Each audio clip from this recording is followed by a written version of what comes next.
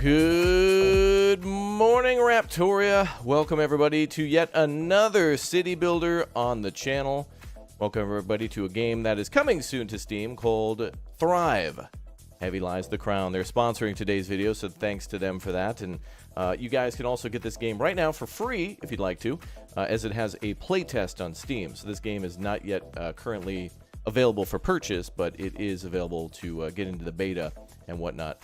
As we, as I should say, download the or update the game for our stream, there are a couple of videos and whatnot, and images for the game, and it seems to be a hardcore city builder with PvP elements, and there's some RTS in this too. So, if you're a big fan of, you know, like Farthest Frontier, like I am, and Anno, and a few other Age of Empires, that kind of thing, this certainly piqued my interest. So I wanted to definitely take a longer look at it, as it does seem to have some pretty big military structures. This looks to be like maybe the main building or training camp. There's obviously some orchards and other types of farms and granaries, and the lighting looks really good too. And of course, defensive building. Like, we can literally build defenses, and it looks like there are, I don't know if these are raiders or traders or whatnot, but it looks like everybody's running with crossbows to get to cover. And it looks like it also has some, like a story mode to it too, Act 1 there. And oh, that purple stuff. I don't know what that is. But anyway, yeah, so go to Steam, everybody. Well, actually, you can go to the link pinned at the top of the chat description, or just go to Steam and you can ask or request access to the playtest, and then you're basically immediately in. So it's essentially like a free demo for everybody. Coming out in 2024, so sometime next year. Early access, building, co-op, PvP, city builder, management, colony sim. It's got all the things we like, and a little bit of dark fantasy. So it mixes in some things that really keeps us interested here on the channel. So welcome back, everybody. Leave a like if you haven't already to support the channel if you'd like to see more of this game and many other city builders. Subscribe, turn on that notification bell, and again, thanks to the devs for sponsoring. Zugalu Entertainment and Playside Publishing. All right, I'm going to go ahead and take a look at some of these videos. I'm quite curious, actually, to see what the 411 is. What's the dealio on this game, and maybe gather a little bit more about it from the trailer that we're about to watch. Close that, and let's go.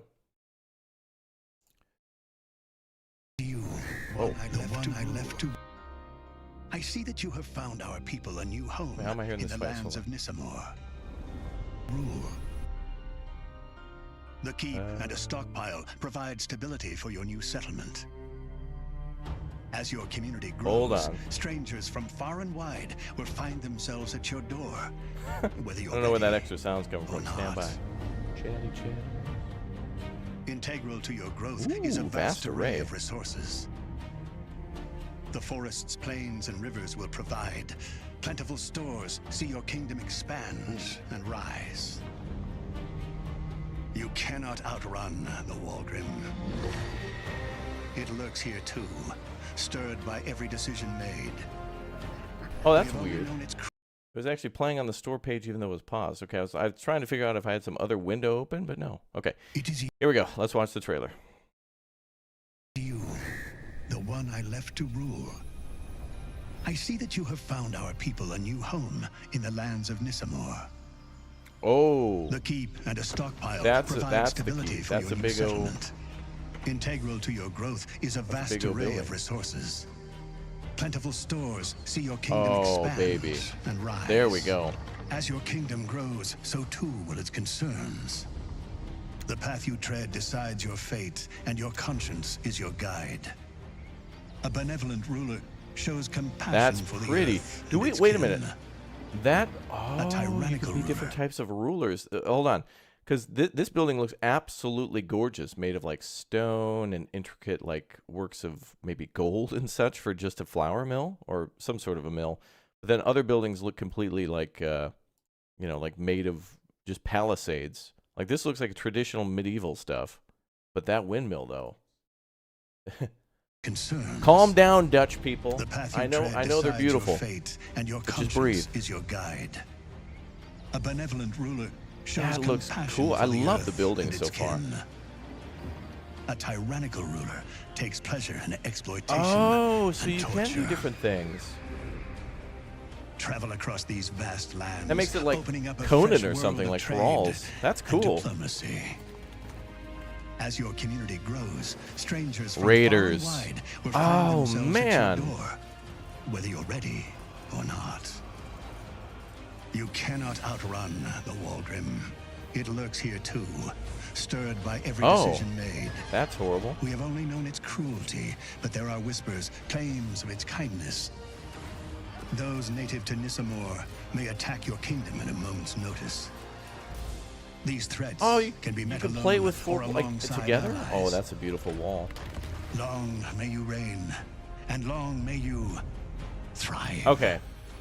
That looks really cool. The fact that we get different building styles based on how we kind of govern is actually very cool. And I wonder how we can make those decisions. I want to learn more. I want to see everything that we can do. Oh. No one plans for ruin. I did not ask for this ever-thickening fog, for the illness and decay that it brings. It was no threat at first, just a light haze over fresh morning dew, bringing greater sheen to ripe berries and a bountiful fullness to grazing beasts. How subtly that sheen dulls and the bounty dries up, as it begins to creep in, to seep in, and whispers turn to whimpers. Food spoiled, livestock dead, water poisoned.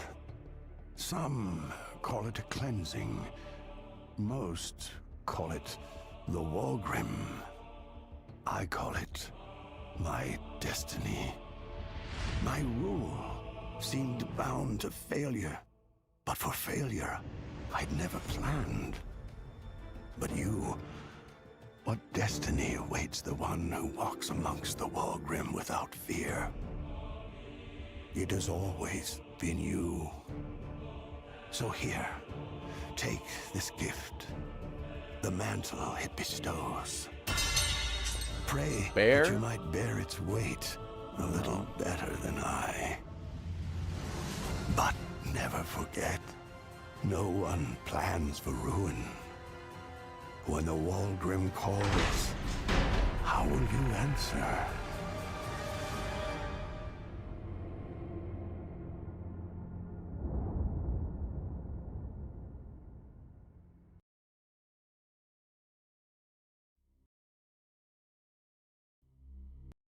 It is you, the one I left to rule. I see that you have found our people a new home in the lands of Nissamor. The keep and a stockpile provide Oh, that looks stability way for your new different. settlement. That keep looks way different than the one we saw in the previous trailer. This actually looks much earlier, too.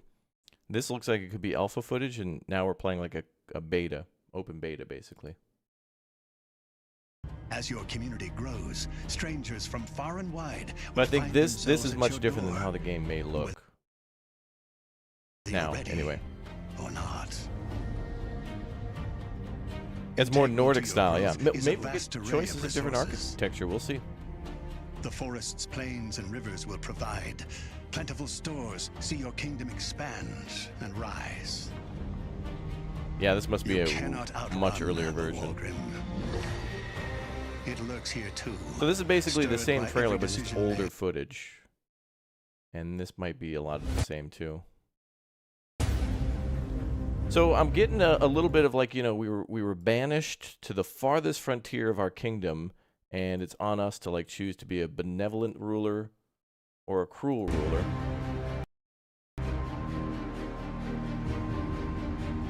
Yeah, the benevolent grow with kindness. Oh, that's actually really cool. So a little like black and white here. The tyrannical rise without remorse, right? Wow.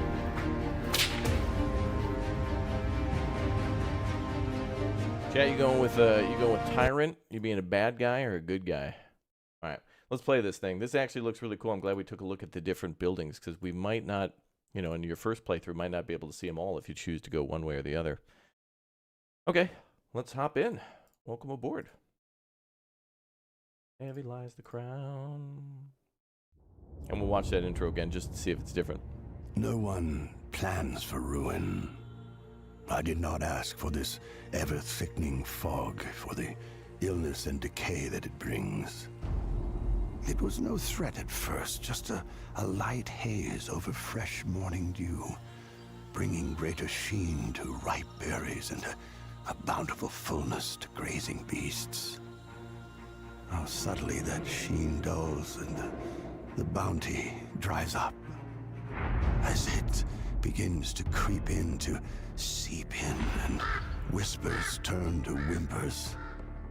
Food spoiled, livestock dead, water poisoned. Some call it a cleansing. Most call it the Walgrim. I call it my destiny. My rule seemed bound to failure, but for failure I'd never planned. But you, what destiny awaits the one who walks amongst the Walgrim without fear? It has always been you. So here, take this gift, the mantle it bestows. Pray that you might bear its weight a little better than I. But never forget, no one plans for ruin. When the Walgrim calls, how will you answer? I'll probably pick up the phone. In your hands lies the power to raise a kingdom. With Eldamore's survivors, you venture out in search of a new land where you can begin again. Together you will grow and rise, but alone bear the weight of the crown upon your head. Thrive. Heavy lies the crown. Yeah. Heavy is the bear. Cool. All right. So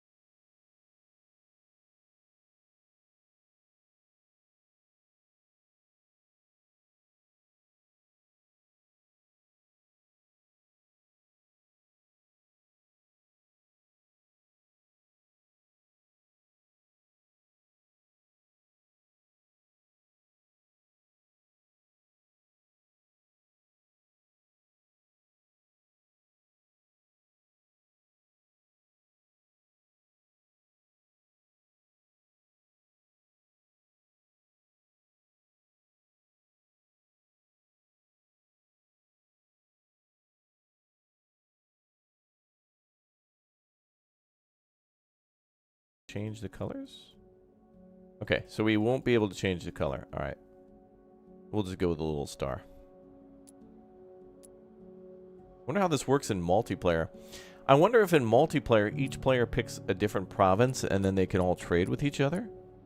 So if you have 4 players and you all build within the same area, I wonder if these villages will be able to trade.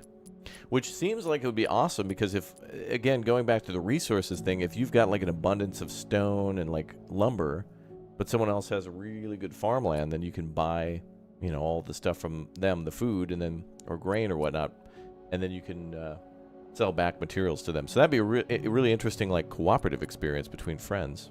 Yeah, or, yeah, east versus west, you're right, because there's 4 maps here, too. So it looks like you could do, like, maybe a, I mean, the potential for a 4v4 is here, but it looks like, I mean, it's PvP, so, but, you know, you're probably going to want to buy some things from people, even if they're kind of your enemies. All right, let's start.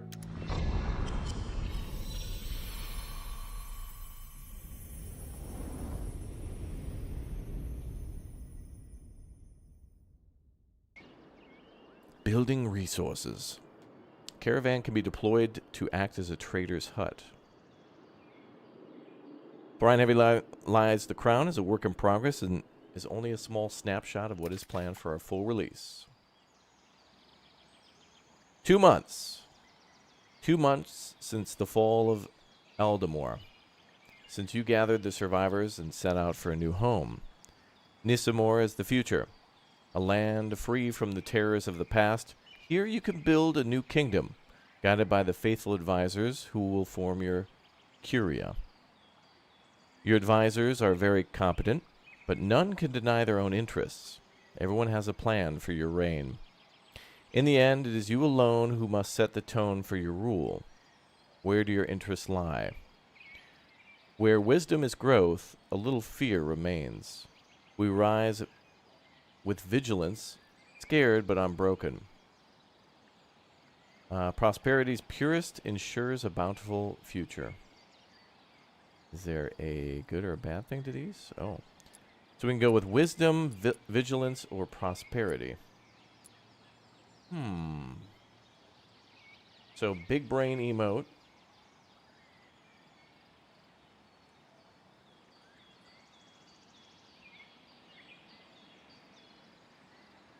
Oh, Tan, for those other shorts you're working on, by the way, we'll have to chat. Make sure you don't release those ones yet. For the other game we played the other day. I think we're going to go for wisdom, vigilance, or prosperity. Prosperity is very interesting to me. I'm thinking, like, prosperity, I'm thinking, like, trading and industry. Wisdom, it's like we're building maybe universities and, like, doing research. And vigilance, I could imagine maybe being more military and, like, defense. But I don't know that for sure. I think we'll go with big brain emote, wisdom. First one on the list, why not? Would you like to play the tutorial? I sure would. Well done, Your Majesty. Now that you've found our new home, let's move our caravan to the location you wish to build the keep. Once you've found the perfect spot, press the highlighted button to deploy the caravan. Cool.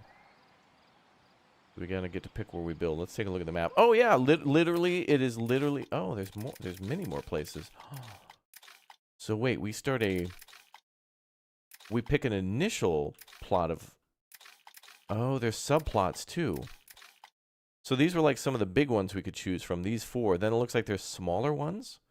So maybe we can build an outpost here. They're unclaimed territory. So we may build our main city here.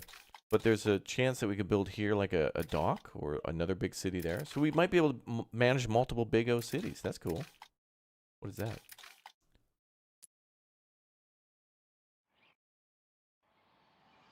It's like the AI building a city? This looks nice. Oh, these are like double wide paths and then these are smaller roads here. I don't know who that is.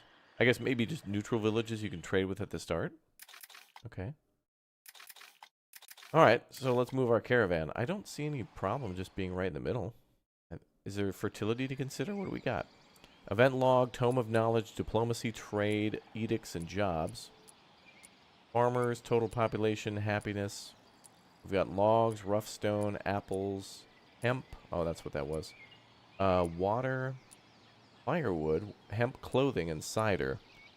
Time of day, okay. Alright. Builders and unemployed. Oh boy, we're in our wheelhouse, boys. We're in our element. This is exciting. Let's take a look at the caravan. By the way, the trees, that looks pretty good. Love those fall colors. Does it say what month it is? No. Maybe it's autumn already? I hope not.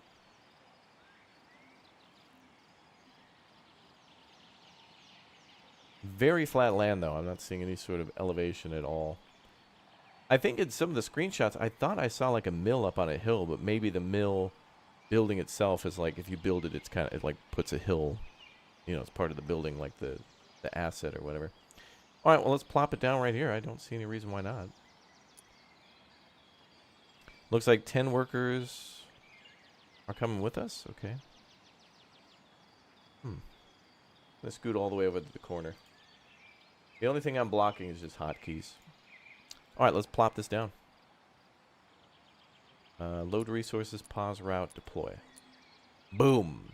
An integral part of any civilization, a caravan provides a means to ship goods to other provinces. Oh, ho, ho, there is going to be some inner city stuff right at the start.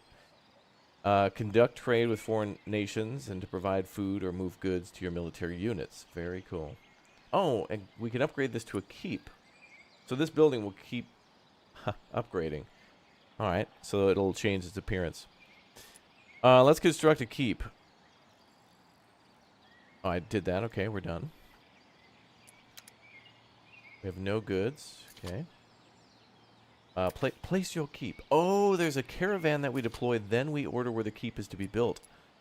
Oh. So we're basically disassembling the wagon and telling everybody out, and now we're going to start building the big building. But it looks like we can build that anywhere we want.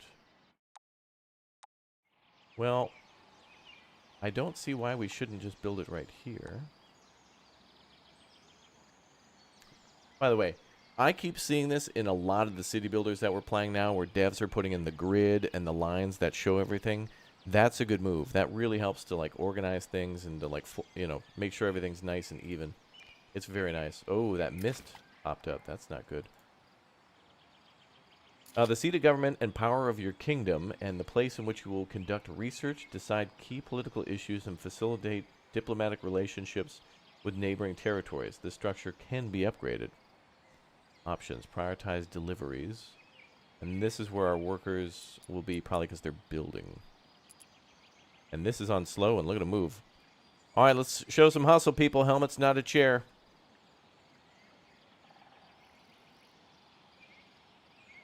Look at all that orange Cheeto dust. Was She-Fox here?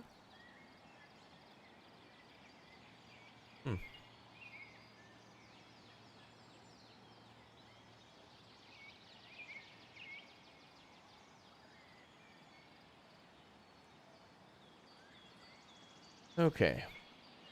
Yeah, the Cheeto Dust Bowl. This is part of the Great Suppression. All right, progress 20%. Can we build anything else while we wait for this to build? Oh, there's options at here. Oh, oh boy, we got buildings to go over. Ladies and gentlemen, look at this. Oh, we can build bridges. That's cool. Unfortunately, we didn't settle somewhere where we had a river. Although I don't think any of these plots had a river. Not even a small little creek or anything. All right. What else do we have? So we can give them orders to... Oh, we can build quarry camps, logging camps, mining camps. We can put down apple orchards right at the start. We got vineyards, flax farms, herb gardens, hemp farms. Oh, there's even more. And there's some things that are locked too. Wheat farms. Oh, the buildings, baby. Let's go. Primitive stockpile, food stores, farmer homes, wells, wood choppers, fermenters, lumber yards, outfitters, pork ranch, stables, forester's hut, mill, a firehouse, laborer's house, tavern, craftsman, a cookhouse, fishing dock, trader's hut, a Boyer and Fletcher, a smelter, blacksmith, and a vault. Oh, what is that for? That might be... I suppose the raiders could steal our money if we don't put our money in there, or it increases the gold we can have in total. Hunter's Lodge, Tannery, and it also requires a certain number of laborers, so this is certainly along the lines of Anno and other games that require you to have a certain number of workers before more things unlock, and then as those things unlock, then they have needs. Everybody's going to, want certain things before they get to the next tier, it seems. We have a tanner and an infirmary. A couple of things down here are question marks, so these might be still locked from early access or whatnot. Some military buildings. We had a caravan, an armory, barracks, wood fences, wood fence corners. So it looks like there's a lot of ways to build a palisade. They give you a lot of options for that. A wooden gatehouse, wooden walls, more wall options. So lots and lots of walls. War and military. Oh, we can give formation. Oh, we can give formation commands to our units. Very nice. Attack, defend, patrol. And then you got line formation, wedge formation, and a box formation, too. Very nice. And the way to blow things up. All right, that's cool. Glad we went through all that. A lot of people standing around, but I'm just going to follow the tutorial and just do what they say first. I've been busy. I shared a picture of the culprit on Discord, the most menacing bear ever. Ah, yes, Yahi's new baby. Good. Population increase +1. Excellent, Yahi. You've now unlocked tier 2. I don't know what comes in that tier, but congratulations. Exclamation point Discord, by the way, if you guys would like to chat with each other. And if you want to get a game of Thrive Heavy Lies the Crown going, because this is multiplayer, feel more than welcome to use our Discord to chat, strategize, talk about this game or games in general. You guys are more than welcome to do that. And if you do get this game and build a city, please do show me some screenshots. I would love to see your layouts. I think one of the hardest things in a game like this is to make a beautiful, very compact city that has like a wall around it, and then you've got all your farms and stuff around that. I think, that's a very complicated thing to do. It takes time, practice, and eventually you'll get it. So, your first couple cities might not be so great, but... Alright, as we wait, I guess I'll at least build a road. Roads? Let's build a double. Build a double road. Does that... I hope that doesn't take, like, materials.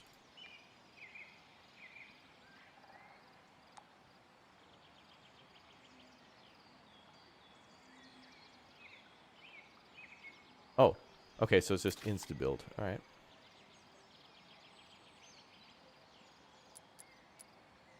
That's taking a while. So where are the houses? I guess laborer's house it would be. What are those materials? Looks like 20 stone and 64 wood.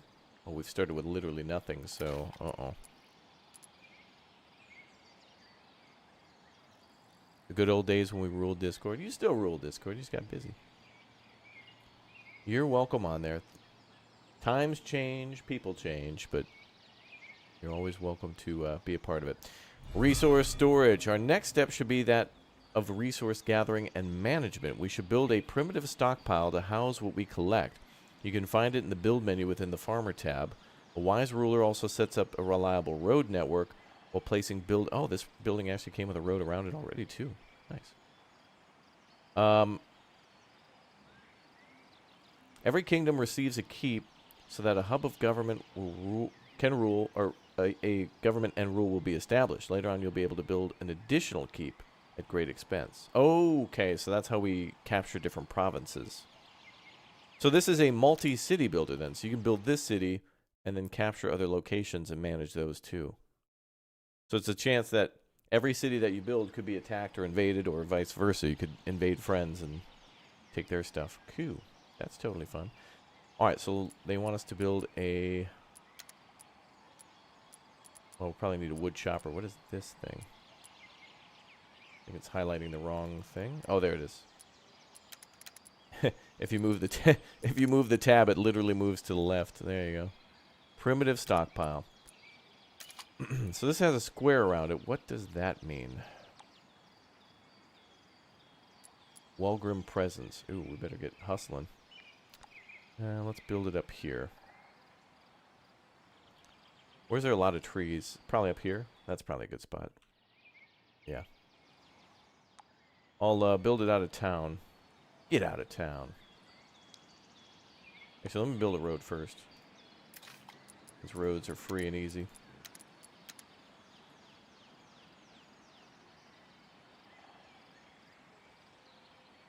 Roads.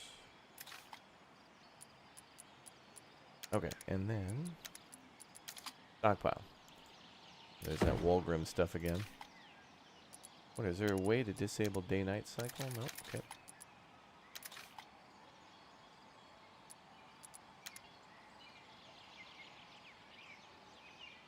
Indeed it is, Yahi. Exclamation point schedule. You can see we're going to do that again today.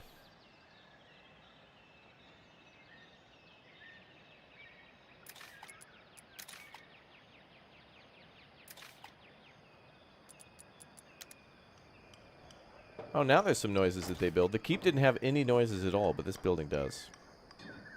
What's up, Bacon? Welcome. Various structures have an AOE or AOI indicated by a color border around the selected structure. All buildings and citizens within these borders are affected by these structures, while those beyond the boundaries receive no benefits from them. What kind of benefits does a stockpile provide? Can resource camps only be built within that square, or does that, like, increase delivery time? I have so many questions. With a primitive stockpile now built, we can begin to place resource camps wherever resources are plentiful in order to build up our stores. Build a logger camp near the trees to send workers to gather logs. Build a quarrier camp near the rocks to send workers to gather rough stone. Both resource camps can be found in the build menu within the Road Logistics tab. Additional info: workers gather resources from resource flags and return the harvested goods to the nearest storage facility. Alright, so we got to put down a logging camp and a quarry camp. Alright.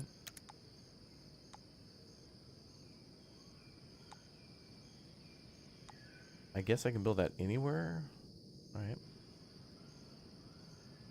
Put that across the street. I don't seem to be able to rotate that building. That one just kind of seems locked in. This one too. Oh, there's lots of trees there. To manually adjust the area of influence of a resource camp, click on the structure and adjust the slider.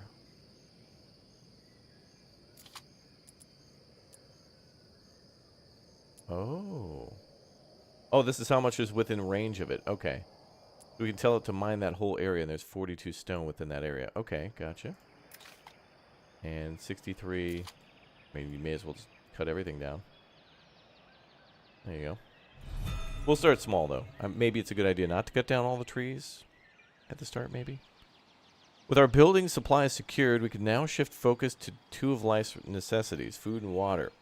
We should first construct food stores in central location of the settlement. It'll ensure that the current and future residents within the AOE have access to food. Ah, so houses need to be built near a food storage building. Food stores can be found in the build menu at the bottom of the screen under the Farmers tab. Alright. Well then, let's build that right meow. So this building we can rotate. Anything with a road connection. I guess those camps didn't necessarily need a road connection. You love the vids? Hope I'm well. Thank you. Same to you. Thank you very much for watching the vids, and I hope you're well too. Thanks for the kind words. Let's build this a little further down. I feel like we're going to build houses down in front. I want to build it like that. Just like that.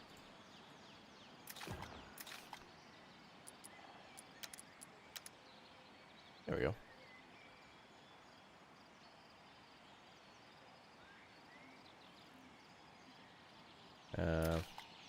Can I assign more workers to build?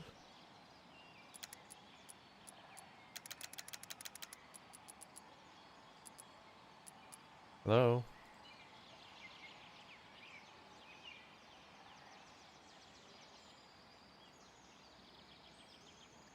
Now we gotta construct a market. Wait, it says construct a food market, but this is called food stores. That's different. But this is highlighted. Farmer's house, well, wood chopper. I think that's what they mean is a food storage building.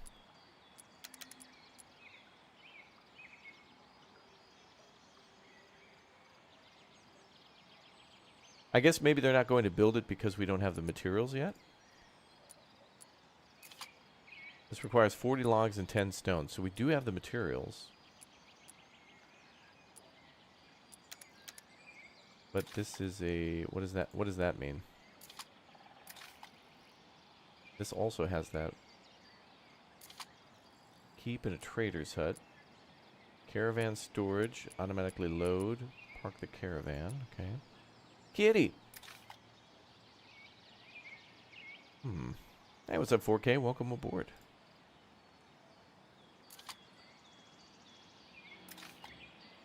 I like the primitive storage. It's literally just a pile of logs and pile of, like, stone and boards. Love it. Let me reduce the number of people working here. Maybe that's our issue. Let's go with 2 and 2. And these unemployed should then go to work at the food store building, or to at least construct it. We have 13 unemployed. We have 0 builders. But I can't seem to make that a priority. Labor population. Nobody unemployed. Oh, that's... oh, I see. Those are the different tiers. So we start with farmers, and then tier 2 is laborers. Okay. So 2 people at the logging camp, 2 people at the quarry. That's interesting. Primitive stockpile shows 0 out of 0, but there are still 3 people working here.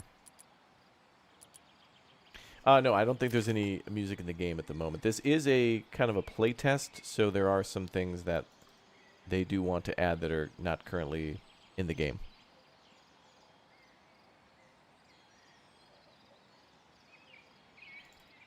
Stockpile's far away. That's true, but does the stockpile need to be near buildings that are going to be constructed? What if we build an additional stockpile here? Oh, you know what I wonder? Is maybe if it'll work like the warehouses in many other games where you can build a building to store and those things will be brought here.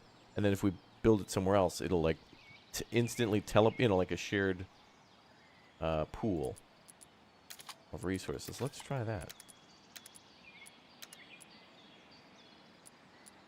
So we want to put down... is it primitive stockpile there? Okay. That means you're going to have to build a primitive stockpile everywhere you're going to build buildings? It's going to take a lot of resources.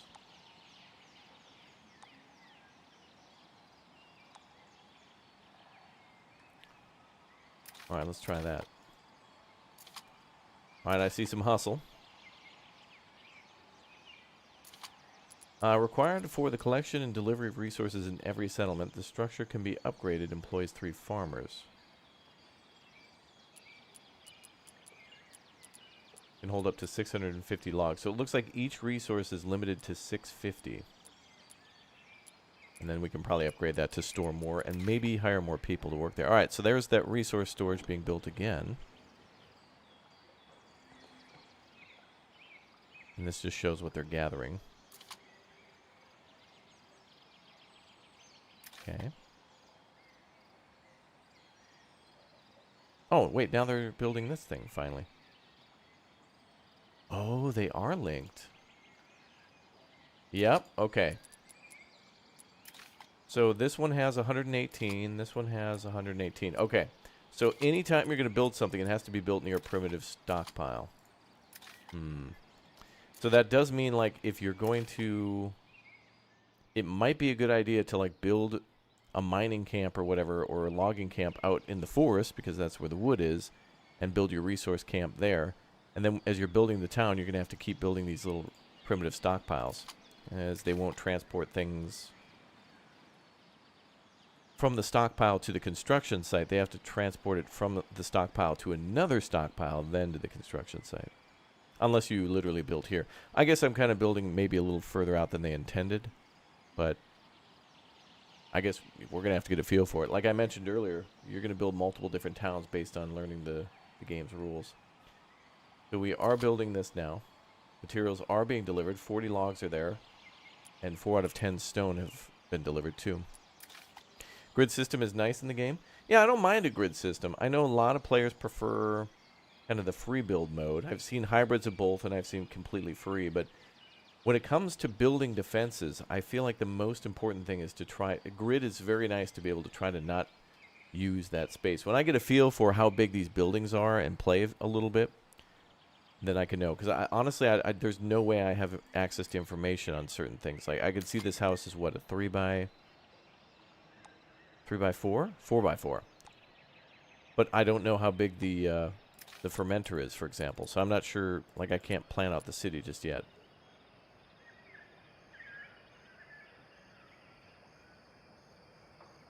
Oh, there it goes. Well, let's watch the construction of this building. You can actually see them putting it in. Oh, wow. They've actually animated, like, log by log and brick by brick. No way. That's cool. So we got a dry storage for meat and, like, a granary for maybe, like, a grain silo?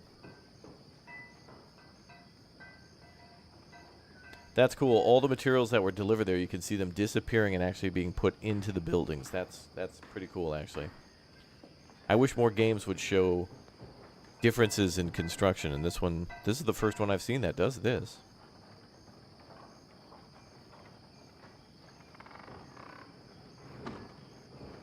Thank you, Huskers66, for your gift bomb for the chat.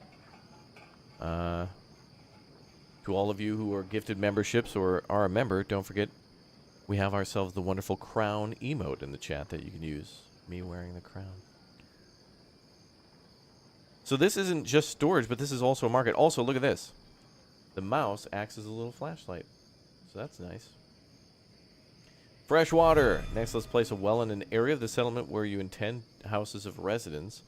Both and current future citizens will have access to fresh water within its AOI. Locate a well from the build menu within the farm tab. It'll supply 1 firehouse with water. Oh. So a firehouse will also need a well when we get around to that. Okay. Well.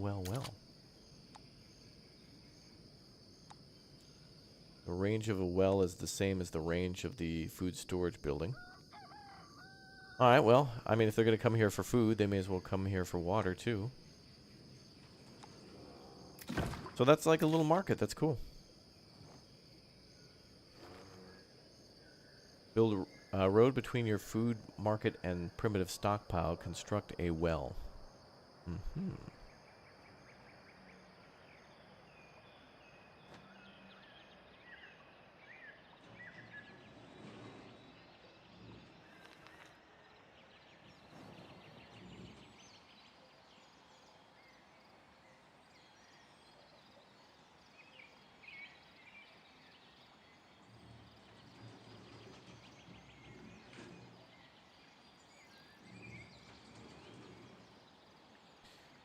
Wow. Okay, so the well is being built now too. What does that require? 12 and 12. And 2 people need to be employed at the well as well. And it looks like 5 people at the food store building. Okay. Oh. Act 1. Event starts settling in. The foundations of your settlement have been laid, but much must be done in order to encourage growth.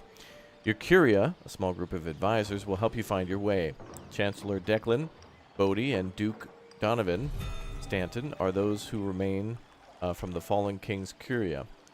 Sir Ocean Hayward, a trusted knight and friend, has been added to round off the group. Together you must determine where best to focus your efforts in this fledgling kingdom. Chancellor Bodie. The solution is easily found, Your Majesty. Within our people, we would not have come this far. Their resilience should be rewarded, instilling confidence and joy. It is true, Chancellor. that we've overcome much, the tragedies of the past, but there are a few steps behind. They are just a few steps behind us. This is why we should focus on securing and protecting what we're starting here. Only a strong defense will we find courage to rise once more.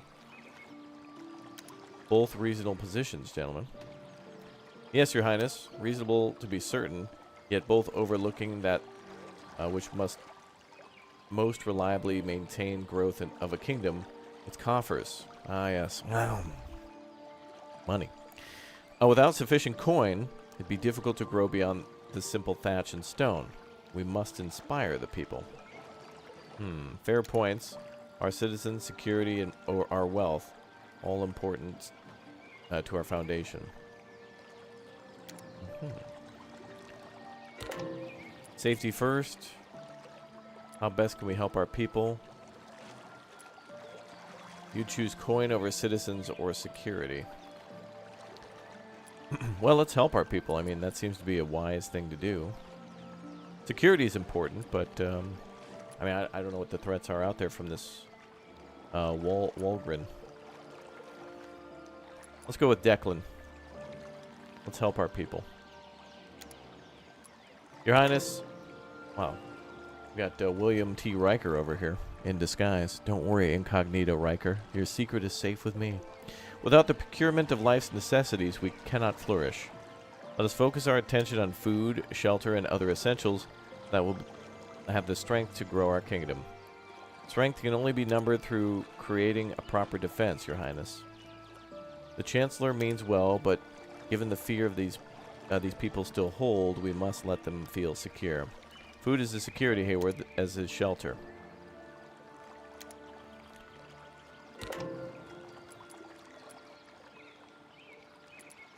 Let us hear from the knight. What are your thoughts, Duke?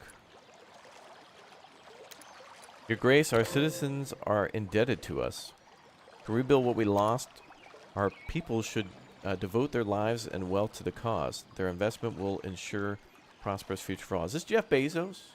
Jeff, relax. Duke, surely you cannot expect these survivors to give up the very little that they have left. It is an investment, Declan. You act as if they will not benefit. Where do you stand, Chancellor? Oh. Wait. Your Highness, without the procurement of life necessities...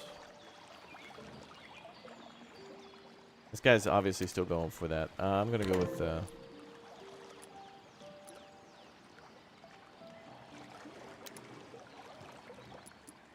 Let's hear from the knight. Our sovereign, we're unfamiliar with this land. As such, we must remain on guard and procure the means to defend and fortify. I'll never question your desire to protect. We must secure the settlement's wealth. You're both mistaken. We must establish a sense of community first.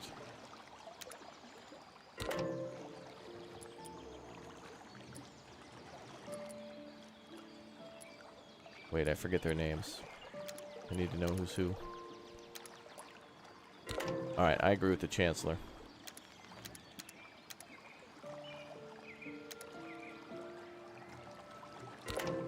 Cool. Chancellor Declan is grateful for your support and informs you that he and the farmers have brought enough apples to support an early food needs of your settlement, plus 250. Okay, cool. A summary of your resources is displayed at the top right of the screen. You can customize resources displayed by right-clicking on them. Oh, nice. And selecting the replacement you'd like to view. Try this now. So we should be able to change... Ah, okay. So we can change to see anything we want, like firewood. Well, that's going to be important. Constructing house. Construct house. Homes provide each class with a sense of security, along with insight into the residents' happiness and well-being. To prepare for new arrivals, we should construct the type of housing that they'll desire. Build at least 12 farmer houses to provide living space for for our settlers, with additional homes to accommodate newcomers to our community. You'll find them in the build menu with the farmer tab. Okay.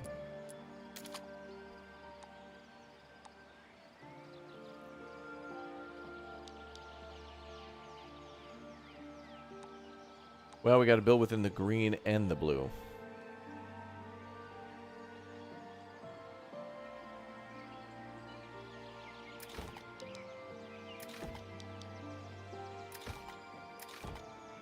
Can we click and drag?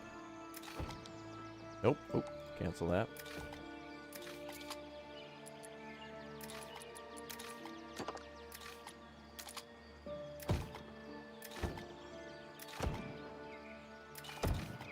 And we'll build a road. Roads. Good morning, Holly. Welcome to the stream. Okay. So these 12 homes will get materials from the resource thing here, and then they have food and water right over there. Q. Game looks nice. It does.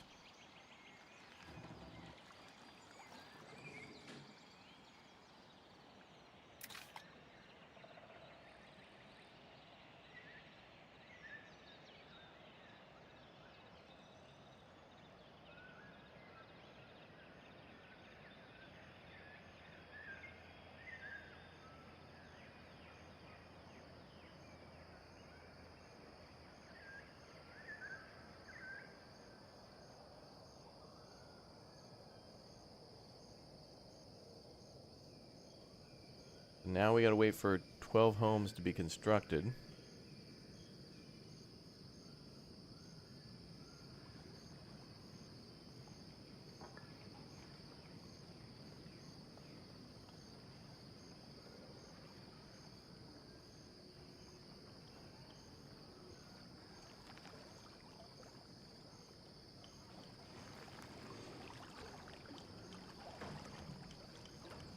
Oh, there it goes again, showing like planks and logs disappearing from the construction site and going into the construction of the home. And look at that, even the plots have like a little campfire, some flowers, little benches, a table. That's nice. Going with that A-frame style. Yeah, I think we should also put a few more people on resources. We're going to run out eventually. We'll do 2 more at each.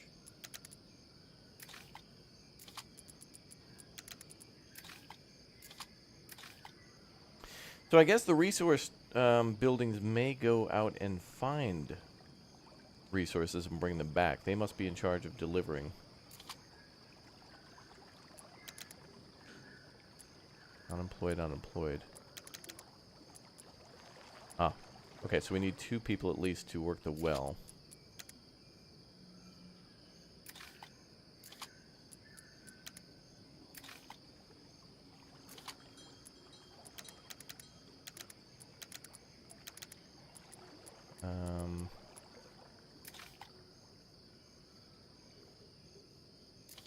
Okay, we'll go back to down to 2. Oh, it just takes a little bit of time. So someone to gather the water and someone to deliver. Ah, they deliver it right to the market. Oh, they do.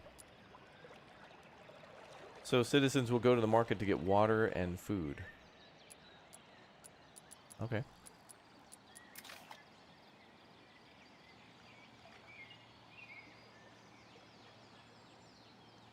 Three homes completed. Lovely. Simply lovely. Yeah, so eventually we can build ourselves defenses around this, and it looks like we can build barracks and attack some of the other settlements on the map. We did see some of that from the opening trailers and stuff, which is pretty cool. So eventually we can spread out to all these. I'd imagine nothing would be able to stop you, so you should be able to like conquer every single one of these little things and build a caravan to connect them all so you can trade resources between them. So if one area is more abundant with iron, you can go there and mine all the iron and maybe make tools or something like that and then ship it to another province where you have farming. That way the farmers have stuff to do, which is pretty cool.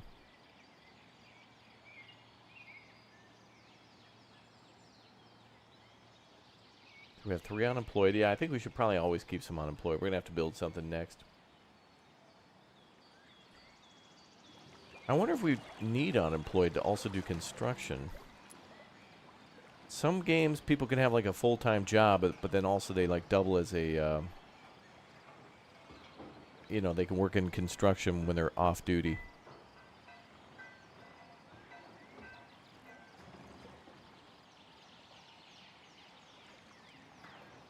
Well, let's speed up time a little bit. We'll go times 2 as I look around for like any sort of bears.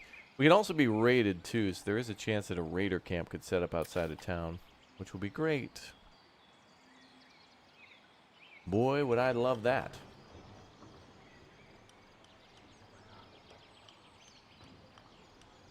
What if we rename our settlement? No.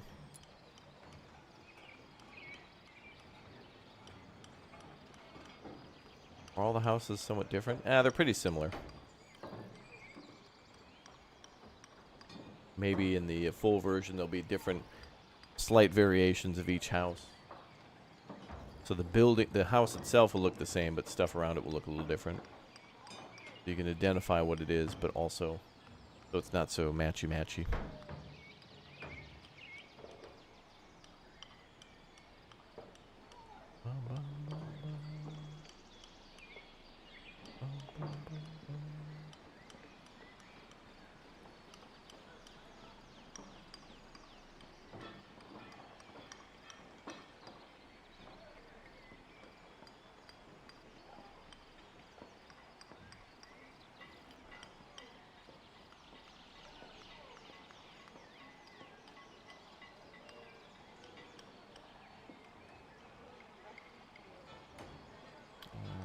Look at all that construction. Boy, building takes a long time. But I guess we're in no rush. We're just learning. It's all good. So I wonder how many people live in a house. 4. Oh, yeah. There's your needs. So they've got default, default, default, default. I don't know what those things are. That must be a market, a well. Firewood? Events. Territory is spotless, +10. Tax rate 5%, +10. No rubbled building in the territory, +15. So 4 farmers can live in each of those homes. I wonder if we'll have to find out, like, do we grow our settlement by people having children? Or immigration, or a mix of both? Or we could always turn to necromancy. That always works.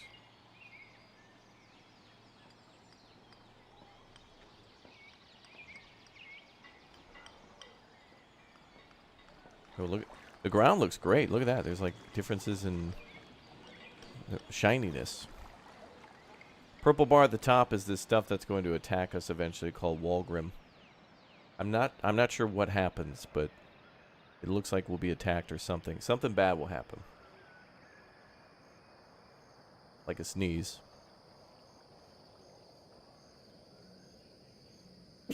See? And that's only 46%. Imagine when that hits 100%. It's going to be a tornado. Wait, did I only build 10 houses? Wait, 2, 4, 6, 8, 10. Oh, I miscounted by 2.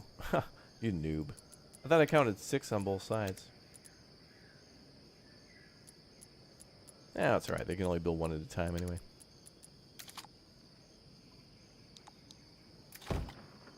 Plop down 2 more. Yeah, you can see when we build stuff too, it kind of like influences that purple stuff.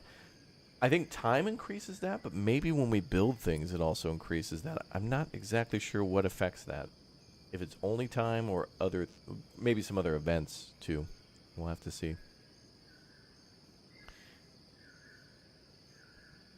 In retrospect, I kind of wish I built little 4x4 neighborhoods now, rather than these long avenues. This is something I seem to do more in Farthest Frontier. Build like this. But in Anno, and in like other games, I build like 2x2s, where it's like, you know, 2 houses by two houses. Okay, so we know the houses in this game are 4x4.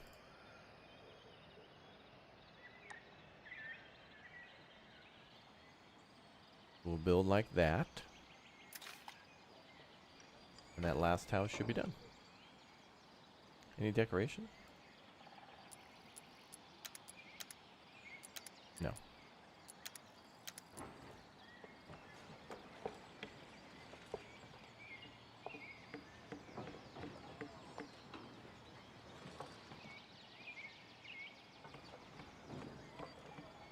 And we should be done.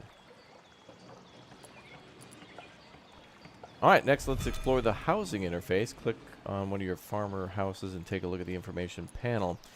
Building health, resident happiness, and active effects on the house and additional information is tracked in this section of the interface. Building health drops if the building is damaged by fire, attacks, or revolts. When a building health drops below the maximum or a structure requires repair, it will cost resources. Okay. The residents of a home are displayed here in addition to their names and occupations. If the residents' needs are met or exceeded, more residents will be able to move in. The maximum inhabitants of a home depends on the class of a house. Farmers' houses can hold a maximum of 4 residents. Events that affect homes are shown here, including nearby fire, attack, and disease. These effects can vary, and their bonuses and penalties can stack. For example, 2 different penalties to a production that incur a 5% penalty combined into a 10. Now, to grow your population, housing alone is not sufficient. You'll need to maintain your citizens' happiness. Your people will have many different necessities, which can vary from class to class and fall under 2 categories: needs and luxuries. Needs are items essential to population survival, while luxuries are items that enrich the lives for their better. By providing access to those, or these, you'll quickly raise residents' happiness and allow additional people to inhabit available homes. Fulfilling your people's needs will directly affect their happiness. The resource bar displayed overall average happiness of your people and further separate it by class when hovered.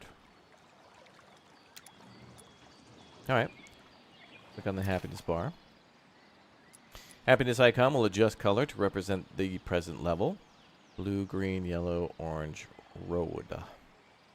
The lower this value drops, the more severe the impact across your province. The following effects will occur. Income tax reduces. Oh, we don't get to set income tax then. Income tax will be determined by their happiness. Oh, I wish I could claim that. Sorry, government, you owe me 70 million infinities. Production rate decreases, increased chance of sickness, and increased emigration rate. If 20 or more individuals of the same class are discontent, there's a chance that they may begin to revolt. Oh. Citizens in this stage gather together outside of the keep, shouting and raising torches to show their anger. During these protests, affected citizens will have their production reduced by an amount based on their happiness level. Man, this is going to be a complicated one for sure. Now that we've provided housing, we should ensure our people have another one of their critical needs: firewood, to warm their homes. This valuable resource is produced by a wood chopper. The building type can be found in the build menu under the farmer tab. Build a wood chopper. Okay.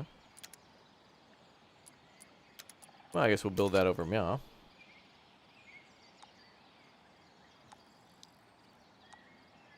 And build a little road to that. Roads? There we go. Can't tell if trees are disappearing. I don't see them actually. Well, I see trees regrowing, so maybe. Or those are bushes. They seem like little trees. Pretty. Pretty, pretty, pretty, pretty, pretty.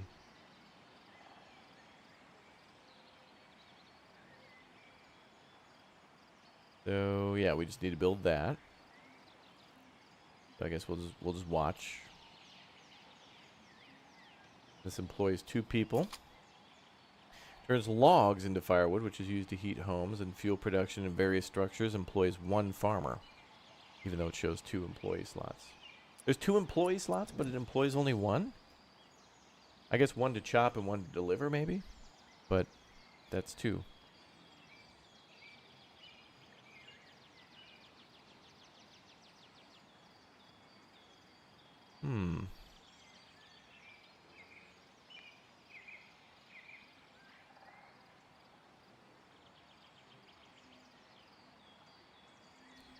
Okay. And what's funny, too, is the building's not built, but they've already employed 2 people. Is anybody moving in? I think we started with 20. Could build more houses, but we built more than we needed, I think.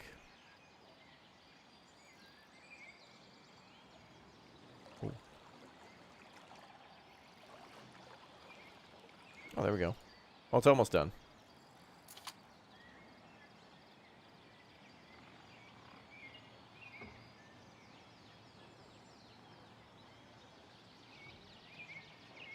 Will the firewood hut area reach the houses? That's a good question. It might deliver it to this resource thing.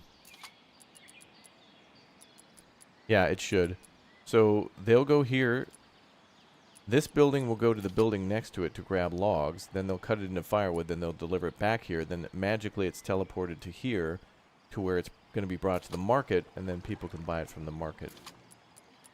Nope, they don't buy it from the market. So they must get it directly from the primitive stockpile. That's interesting. They go to the market for food and water, but firewood they pick up from there. Okay. Managing jobs. You can manage your citizens' occupations through the job menu located in the status pane in the upper left corner of the screen. Open the jobs menu by clicking the highlighted button. You can also individually set the maximum worker count at any job site via its information pane on the right side of the screen. Click on the job pane. Job site priorities can be increased or decreased by clicking on the corresponding button. Whichever job is listed first is considered highest priority. Currently, our wood chopper lacks the workers it requires to operate. Try adjusting it to have a higher priority, and you'll soon have a citizen working there.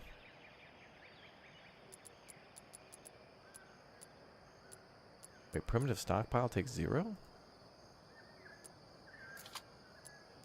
Yeah. There's a few things that are Each class of worker is represented in their own tab, so you can easily observe and adjust their priorities. Own provinces can also be cycled through to observe and adjust priorities of each class that inhabits too. That's amazing. The fact that we get to build kind of a medium-sized settlement and or smaller settlements is really cool. Like, instead of just managing a huge city, you get to manage like many different ones. With our worker issue resolved, produce 30 firewood at your wood chopper to ensure that every home is adequately heated. Oh, we must have did that. Our people now need a source of food. Build an apple orchard to begin the production of basic rations. The larger the field, the greater quantity it can produce. You'll find farms in the build menu with the logistics tab. Once your farm is placed, collect 30 apples to build a stockpile that our people can rely on to aid in maintaining their happiness. So we just build the orchard. We don't need a building to like collect all that stuff from, or tools like ladders and stuff.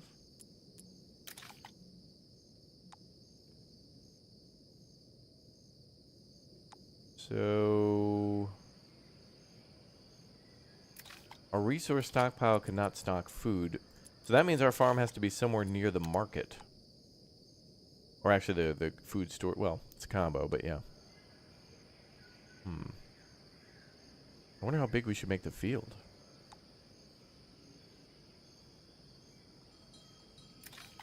Build a road this way.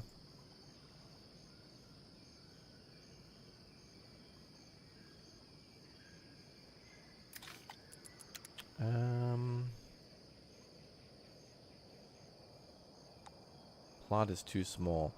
Let's start with a... Start with that. I'll build a little road around the orchard.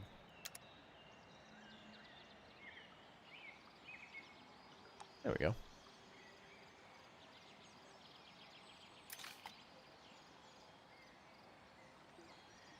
And we need to assign more workers to that. So let's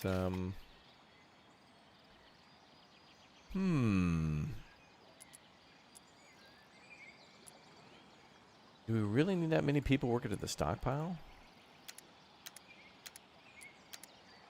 Wait. Oh, I can't adjust all workers here. It's either like on or off. Act 1. Event start. Sown. The soil here is rich on the surface, but the farmers doubt stability mere feet below, which could inhibit growth of rich, reliable produce. Chancellor Declan comes to discuss the concerns with you. Your Majesty, the farmers are weary. They fear the soil in this new land is not keen for growth. As we've traveled into Nisimir, many of its fields were lush and abundant, since flora can't arise from spoiled earth. Still, the farmers are struggling. It's possible that the locals have knowledge or skills unknown to us. How different can things be here? I'm no farmer, and growing crops is essential to our survival. Well, we may be able to study the land, though that could take a bit, or find a local with greater understanding. You're suggesting we lose more time to research. Perhaps it'd be wise to secure a farmer who knows these lands. Do you think it'd be possible? Perhaps it'd be wise to secure a farmer who knows these lands. Do you think it'd be possible? That goes in with our knowledge. That's what we want to go for, is knowledge. I believe it entirely possible, Highness, with the right scout and offer. Their knowledge will prove inevitable to us, I have no doubt. What can be gained outweighs any potential risks. It's a risk to be certain, but I trust your judgment, Chancellor. Willingness to learn will help us succeed where Aldemar faltered. We cannot spare time. Is it right to doubt the knowledge of our own farmers? No, we want to try to learn. Let's learn. Knowledge is power. A scout will be sent to retain a local seasoned farmer. They and theirs will be offered a home and land amongst your settlement in trade for their knowledge and skill. Alright, fair enough.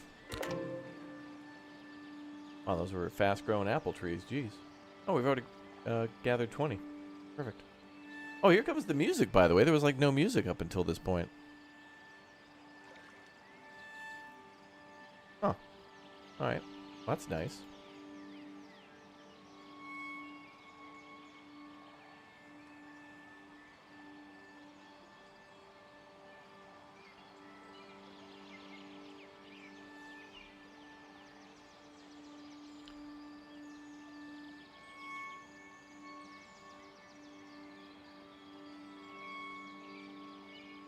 I like this music.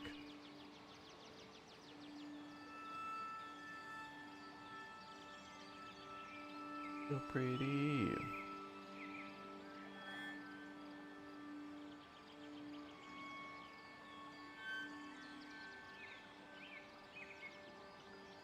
Let's see.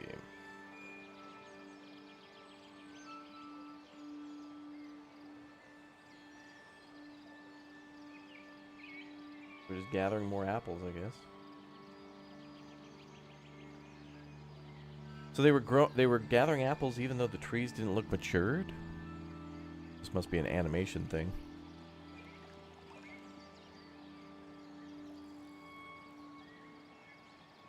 Apples, why you gotta be so delicious? Apple sauce, apple pie, apple strudel. Just an apple.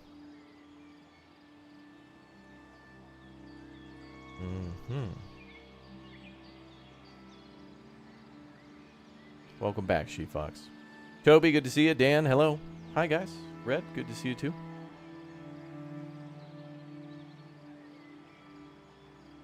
Oh, here we go. We can see the... oh, okay. So this field size produces 24. What would be nice is when we're actually making the field, it'd be nice to see what the yield will be and how many farmers it will employ. Like, if I build a massive field, you know, I want to know, first of all, how big can it be? That seems to be the biggest. It looks like we did make kind of the biggest, I think. Alright. 24, and it takes 5 to work the orchard. We did it! Alright, growing the workforce. Now we're doing some aggressive expansion, chat. Our citizens' needs for supplies are beginning to outpace our ability to produce them. Your Majesty, we should look to increase our farmer population to at least 40. To achieve this, happiness of our current farmers must remain high. Additional information: happiness directly correlates to how many citizens are able to inhabit a given home. Farmers require at least 2 of their needs to be met. Willing to move into a home, you'll need to fulfill needs to attract more. Subject to change. Availability may vary. Not available in Alaska or Hawaii.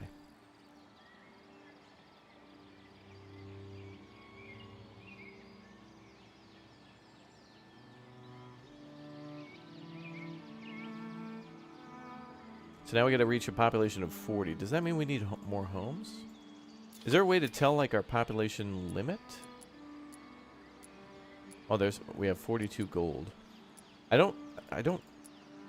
guess we'd have to do math, like 4 by 12 to see how many people. Like what's our population cap? I don't know if there's a way it shows you like your housing limit, which might be tough because if houses are upgradable, we might need to, you know, you might not be able to tell what your current cap is for certain things.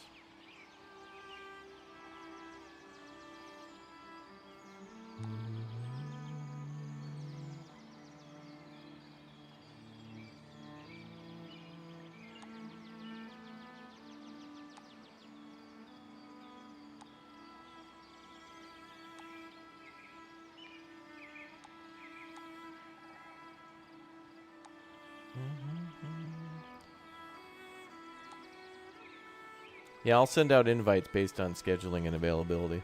We want to make sure everybody gets a chance.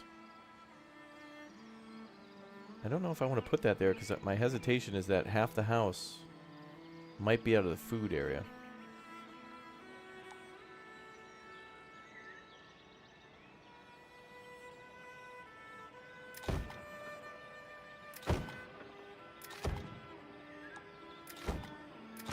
Let's try that.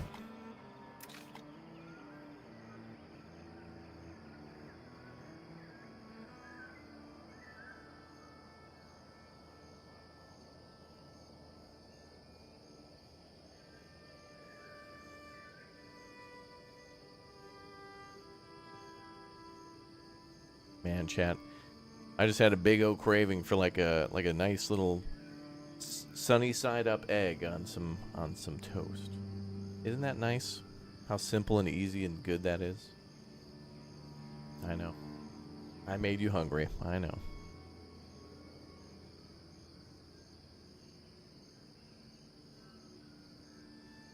I know. That's good stuff.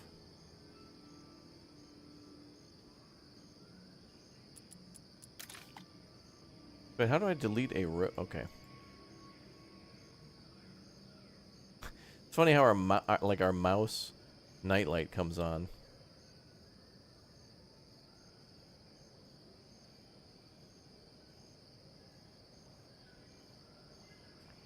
I hope this thing will give you a prompt or a confirmation of deleting stuff so you don't accidentally delete an important building. Right now I'm just deleting tile by tile with the road because I'm a little nervous to like delete stuff I don't want to delete.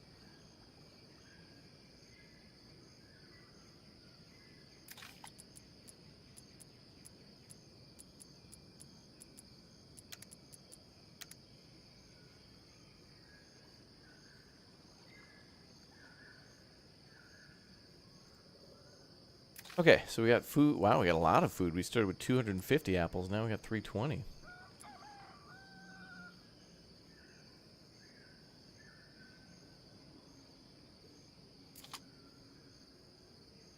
Now, none of these homes are being constructed, but it might be because it's nighttime.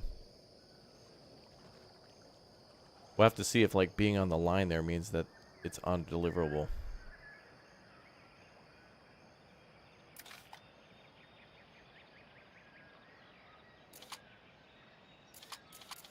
I'm going to reduce the number of people working here.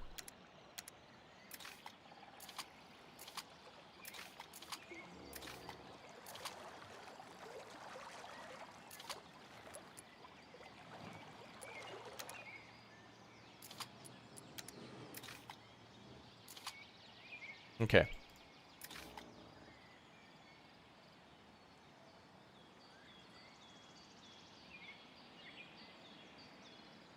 So let's see. I don't think those houses are going to let us build there. But what I could do is just build another resource camp on the other side. Another primitive storage.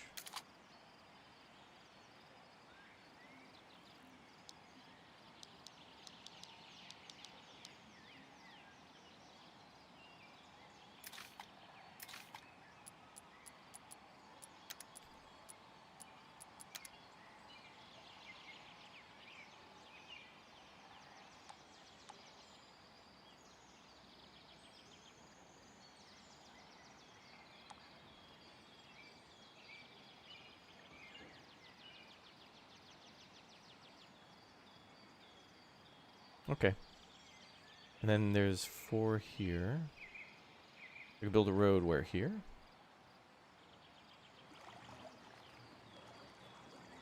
Well, that's kind of in the way. I don't know. Maybe I can put some decorations there or something. I'm not sure if we have access to that. Where'd the music go? Where's the music? Music make me lose control.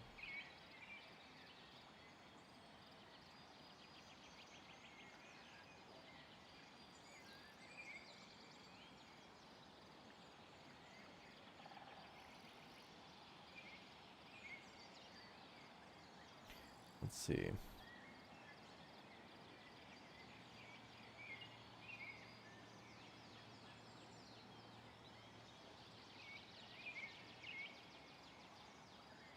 Okay, so now they built the resource camp, so now we gotta wait for people to,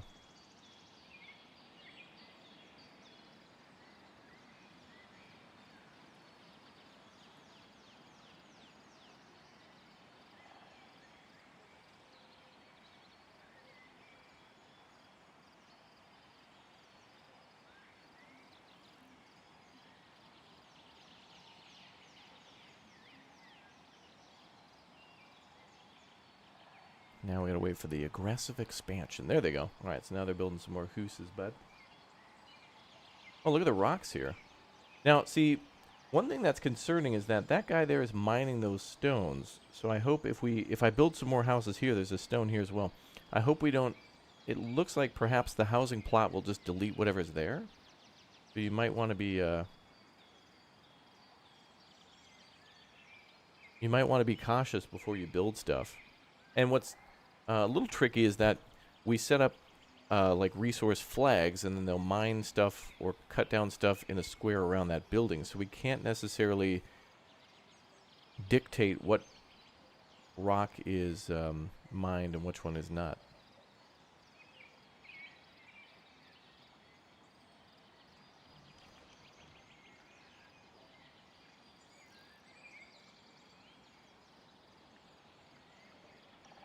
Pizza buffets always lead to aggressive expansion. That's true, yeah. I don't know why I'm having a craving, chat, for like a deep dish pizza. I don't know how Dirty and Lumberjack feel about that, but typically I like thin crust. Don't mind a standard crust. Usually steer away from deep dish, but I don't know. When they do it right, it's hard to argue.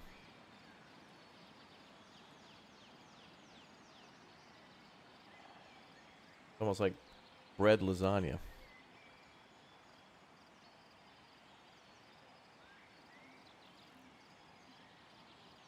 Yeah, Chicago style, I know. Well, you know, it's Friday, Saturday, Sunday are great times for pizza weekends. Hey, chat, has everybody finished off their... I'm assuming everybody finished off their Thanksgiving leftovers by now. I hope so. Probably not any good anymore. But now a lot of you are probably free to cook some other things now that all the extra pie is gone and 85 pounds of mashed potatoes. I hope we actually get to grow things like that in this game. Because it looks like we get apples, flax, herbs, hemp, and then it looked like, oh, there was a vineyard too, so we can make... I did see cider, so we should be able to make apple cider from that. We should be able to make grapes or possibly wine, and then we have wheat too, but looks like we got no other vegetables, so no cabbage, carrots, parsnips.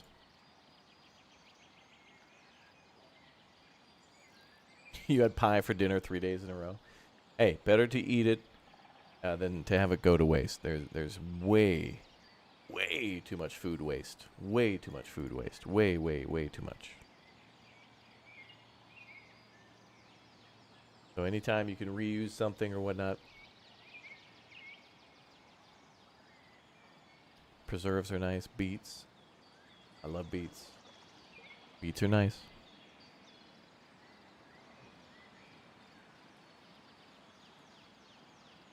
Chicago deep dish, 2,000 calories per slice. True. But hey, if you're eating pizza, it's not like, you know. It's not like you're like, oh, I want to go on a do you have a diet pizza? Like, no. It's bread, cheese, grease, meat. There's really no way around it.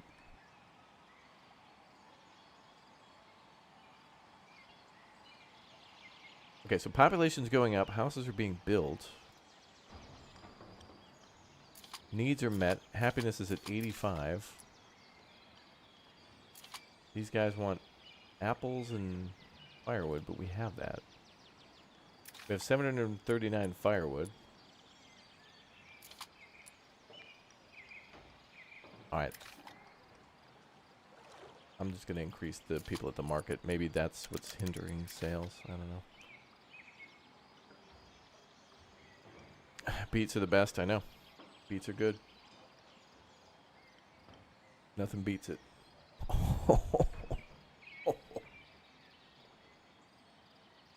Earthy.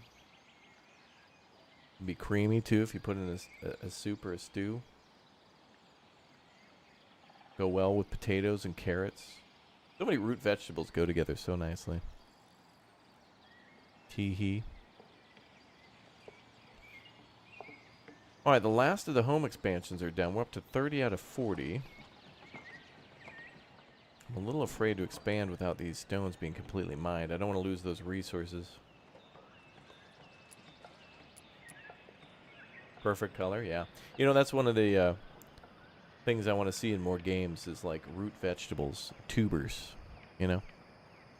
But then again, you can't really get that in the medieval city builders. The moment you put potato in, you'll have the guy come in with the college thesis on how it wasn't available during these times. It's like, yeah, bro. But potatoes, man, come on. Potatoes are nice.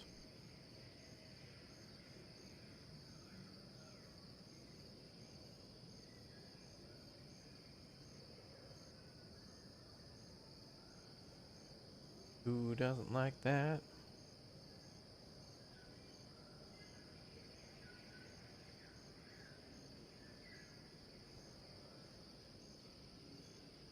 You love some green bean casserole for Turkey Day? Yeah, green bean casserole is good. Love green beans. Love green beans.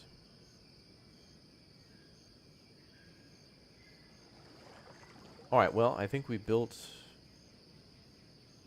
enough homes. There are vacancies here.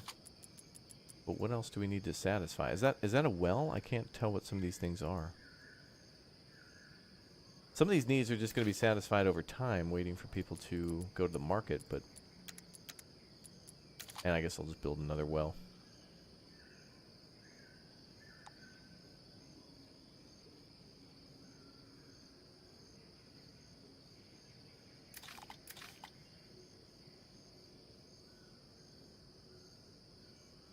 So we're going to build another well. Everyone should have water.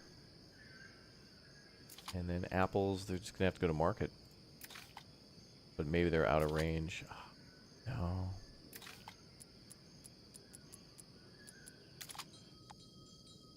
It's always funny to me in these games, too, where it's like, hey, honey, we're out of apples. Let's move out, because there ain't no way I'm going to walk 2 extra cells further to go get apples from the market. Like, AI in these games are so lazy. It's like, it's right on the border, and it's like, nah, I'd rather starve. Not all of my house isn't covered by that line, so I'm leaving. Like, no, come on, stay in my town, please. All right, we'll build you another food market. Okay, that's better. You're the ruler. You're the boss, but I'm leaving.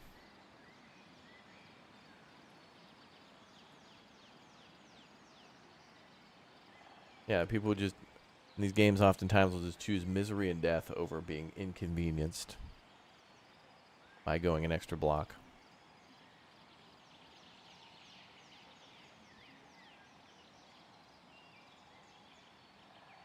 Mm-hmm. I feel the same way. Well, I haven't got my mail in 6 months. The moment the post office moved the mailbox to the other side of the street, you work for me. Deliver it to me, open my mail, and read it to me while I lay in bed. And freshen my tea. No bills. How are we doing? Good. Pretty cool builder so far. I'm going kind of slow just to kind of see how everything functions, because there's as with any game that's early access, there's a lot of subtle nuances where it's like, it'll say one thing but do another, where it says like, it was telling me before that like the, one of these buildings like employed one person, but it actually employed two, like the firewood cutter. So, yeah. Yeah. Yeah.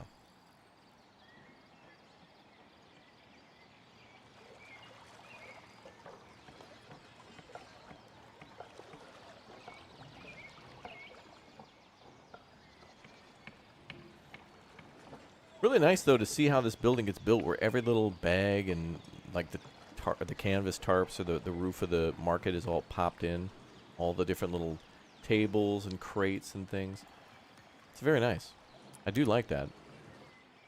Okay, that should now allow everybody to get apples. We'll see how many people can work there. 5.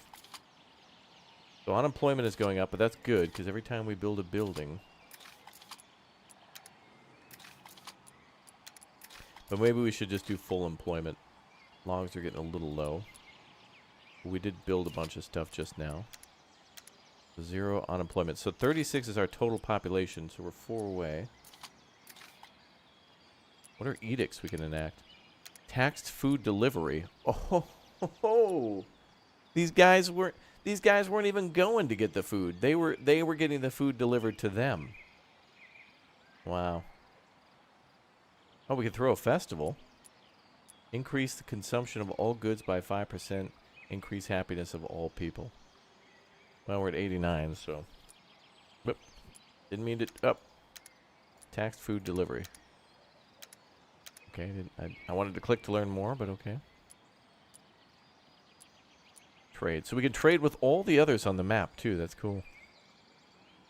But we need a trade route to begin. We probably need a building to do that. Diplomacy. Everybody's friendly with us. Cool. Alliances and wars we can fund. Specialization event unlocks. Oh, these are all work in progress coming soon. Well bonus. Apple farm bonus. Yo, gilla apple. Apple, bro.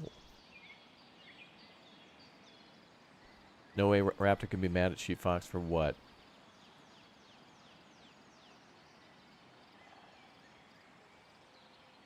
Oh. She thought I was really mad. I'm not. I was audibly surprised at the time, but no. I've just kind of come to accept that my friends killing me in games is inevitability. And if you've seen any of my... Here's what usually happens. I'm minding my own business trying to assist the team, and my team kills me, and then everyone in chat calls me lazy after the stream. And then I'll try to alert my team of dangers, like mines or something in a game. And I'll be like, don't go over there, there's a mine. And people in our group will go over and be like, that's not a mine. Come on, everybody, gather around. We're going to take a close... And then they're dead. And then I'm there thinking, danger, Will Robinson, danger. So either they kill me or they accidentally die to death after an audible warning. I just come to accept it. It's fine. It's just who we are as a troop of goof. We need you? No, no, no. Everybody brings something to the table. It's a potluck of hilarity. I think I bring the... Probably want to bring like a garden fresh carne asada.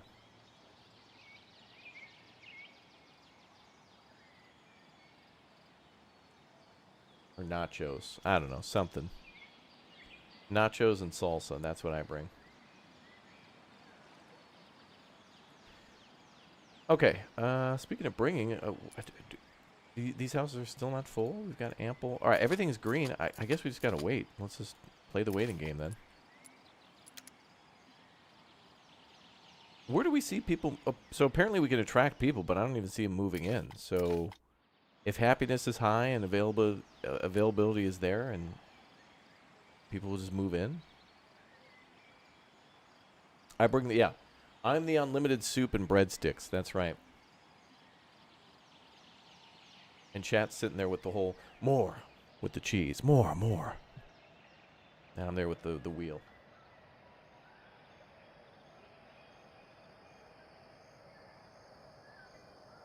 No childbirth? I don't know. There apparently are people who will live together, but I don't see any sort of family relation between them, and I don't see any children in any of the information or data just yet, so I don't know. Do we bring only a snack, or the whole dinner would be okay too? Look, last night it was boom, boom, boom. Eating. I never. When I eat on stream, I feel so disrespectful, but sometimes I have to do it. Every once in a while, it's just like, I have to eat this thing of bread. And there'll always be that one guy in chat, you know. I stream 42,000 hours a year. I eat for 6 minutes. This guy's always eating, disrespecting his audience. What do you mean, dude? And then that comment will get 87 likes. And then the other one below it that's like, had a good stream, Raptor. Thanks for streaming. 2 likes. The way the world works. Alright, let's have more people move in. Chad, I'm trying to be more positive. I've been saying that. I think I have, though. I feel good. Even with when I have issues. Feeling good, bruh. Act 1, the Walgrim Whispers. So that the Walgrim is about to attack now. So this purple stuff's starting to fill up. I wish I could slow down time, though, for this cutscene that I can't skip. Oh, well. Wait. Okay, we'll pause. Sir Hayward has come to you with an unsettling report. The corpses of 3 animal guts removed adorn a makeshift altar within a farmer's house. Scents of rot and incense lingered in the air. Strange blood markings on the wall indicated that a ritual had taken place. You and Hayward try to make sense of what has occurred. Speak plainly. What do you make of the scene? I've seen nothing like it before. Whoever conducted this ritual must be from these lands. There were unusual symbols on the walls of the main room, centered around an altar. Upon the altar were the remains of 3 animals, their hearts pulled from them, missing, encircling these corpses, those crystals, the ones that spring up around the province. Curious. I'd like to know more. What could these strange symbols on the wall mean? They were crudely drawn and formed by what seemed to be a mixture of mud and blood. Difficult to understand, but perhaps because they seem so unfamiliar. A mixture of mud and blood. I think we're about to get attacked, chat. I think it's whatever's about to go down is about to go down. Perhaps they were images or words. Whatever they were, they seemed significant. No doubt, a significant mystery. And what of the stolen hearts? Perhaps they were a ritual. Without speaking to those who took them, though, it is unclear. From which creature were these hearts taken? Seems like they were cut from the carcasses of 3 animals, a lynx, a jackal, and an adder. You must be good at math. Such peculiar choices. And you said there were strange crystals present. Yes. Like those found in the fields, meadows, and... well, they spring up in all manner of places in Nisamor. Nothing like them ever existed in Aldamor. These are the magenta ones? Those are the ones that cause confusion and light-headedness when nearby. The very same. At their core they appeared to be movement. They reminded me of the ill fog that fateful day. Perhaps the Chancellor should look into this. If anyone could learn more about them, it would be him.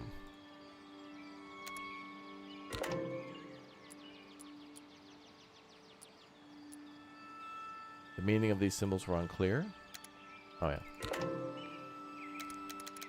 Thank you, sir. Alright, good work. Clearly there's much more about Nisamor we have yet to learn, and now their customs have been thrust upon us. We must develop a greater understanding of this new land and its traditions. How quickly some traditions can be perceived as threats without proper knowledge. All the better to try and learn what occurred here. Should another ritual occur, the consequences would be far more grim. I agree wholeheartedly. We need to find out the purpose of this ritual. Where should we start, Your Majesty? We must learn about the symbols. What kind of ritual demands hearts? These crystals could hold value or a new threat. We should study them. Yeah, we're gonna go knowledge. Like, since we chose knowledge at the start, let's go all down that way.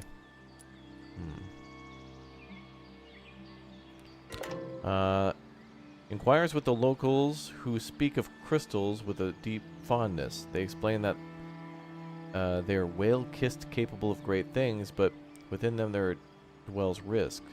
We ask for greater detail, none is given. Dead end. What kind of?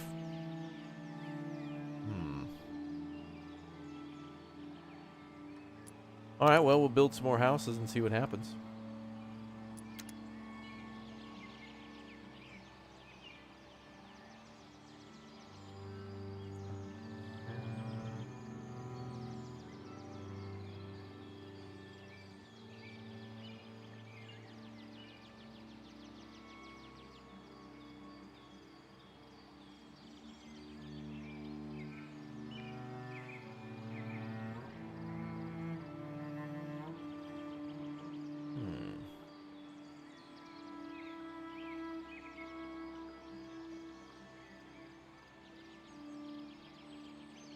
Yeah, we're at 38 out of 40 now, so population growth seems to be very slow.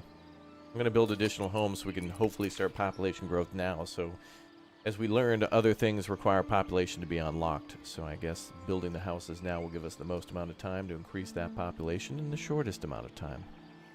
A loom with a view. You'll require access to new resources if you hope to produce higher quality items. Hemp, the cornerstone of textiles, is a great way to begin producing finer goods. Hemp farms are slow to grow. Be sure to keep them as a top priority for your workforce. Find a hemp farm and build them. Alright. Integrity Farms.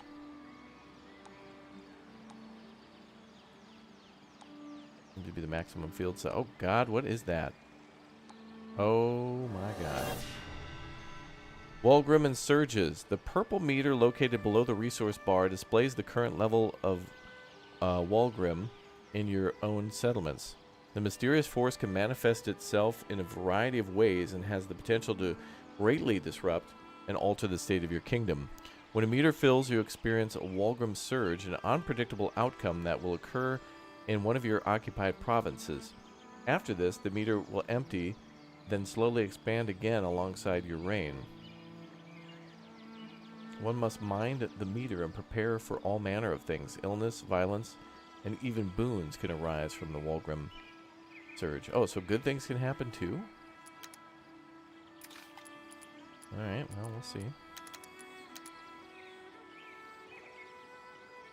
Now, if we're building a hemp field, I can only imagine we're also going to build maybe a textile mill or something. We'll see. We'll start one at a time. We got to harvest 50 hemp. Knee64, thank you very much for the 5 gifted memberships. You know, I didn't know the properties of hemp until I started playing City Builder games. There was an old City Builder where you had to make hemp farms. I'm like, what the heck is hemp? And I looked it up. I'm like, marijuana? They can't use that. That's criminal. But no, you can actually use it as a textile, as it has been for trillions, if not bajillions of years. It has its properties.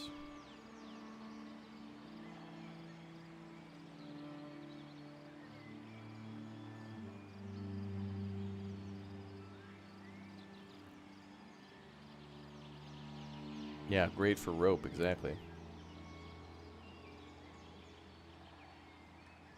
Clothing. Our hemp farm now allows us to create luxury goods for our farmers. Yeah, luxury goods is, you know, clothing, air, food, water, you know, the finer things in life. Let's see. Build an outfitter. Oh, that's what we need. From the build menu. Additional information. Certain buildings require more than one resource to produce their goods. For example, the fermenter uses apples and water and firewood in order to produce cider. Side effects may vary. Consult your doctor before use. Alright, let's do... Oh, some of you may not know what that is. If you're in Europe, you have no idea what I was just doing. A land of loss. Alright. Collect 48 hemp clothing. Produces hemp clothing, sandals, and leather robes. These luxury requirements will keep your citizens well dressed. So they make shoes here too? Girl. That's your one-stop shop. Come on down to Dino Outfitters. Like, where'd you get... Oh. Girl, where'd you get that new hemp textile? Girl. I would spill the tea. But everybody knows where. It's the only place in town to get clothes at all. Not really a secret.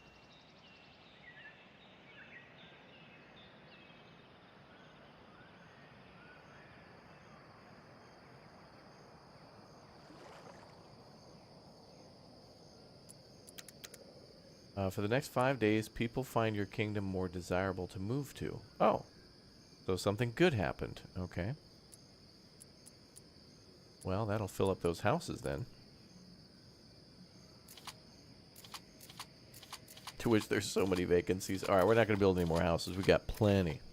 Good thing we built extra, because now I have no idea how many people are going to move in from that. Burlap is totally in this year. I know. Like, work it.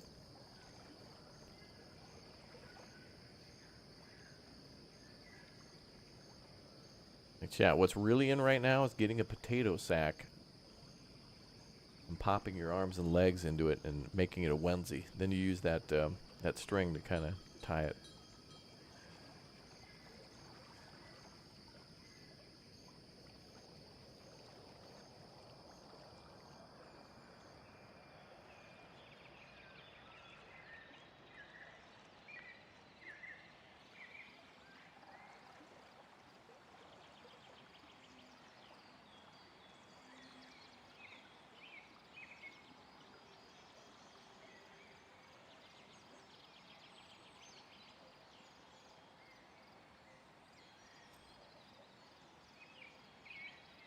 So this can produce 72 hemp with 5 farmers.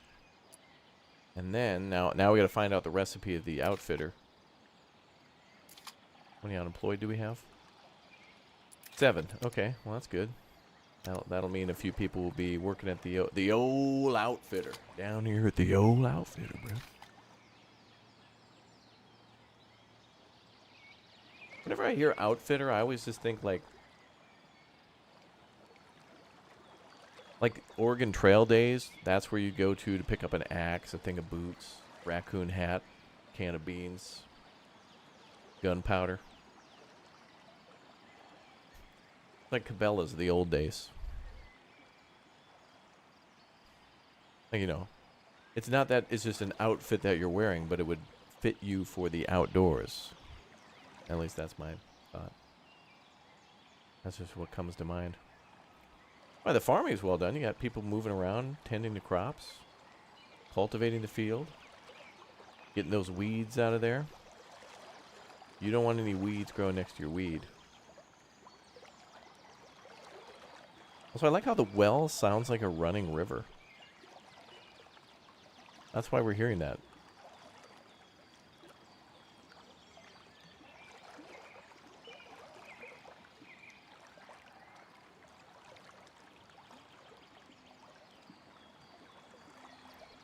Alright, there's our outfitter going up. Oh, there's like a clothing line there too.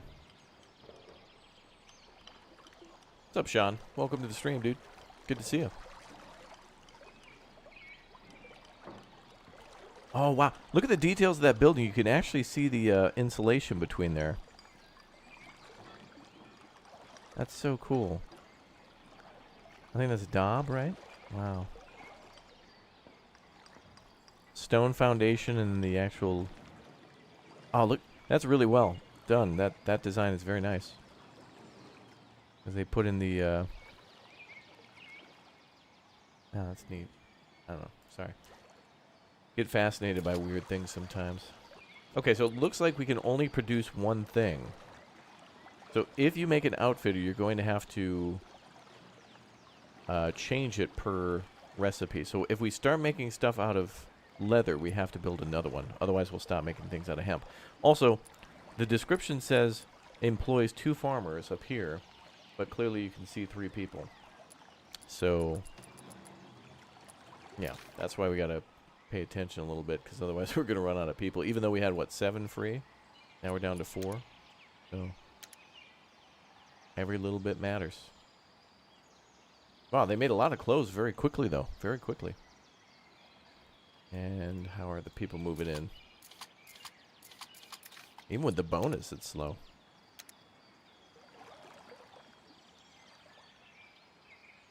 Mm-hmm.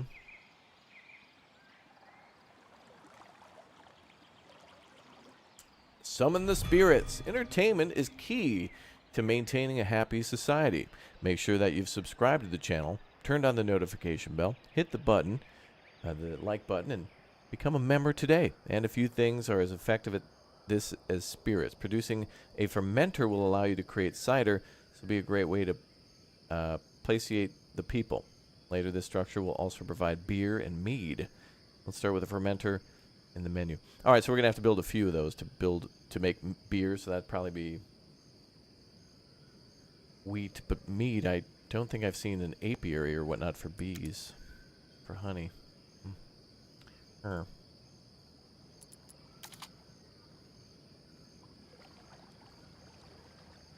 Fermenter. Boom.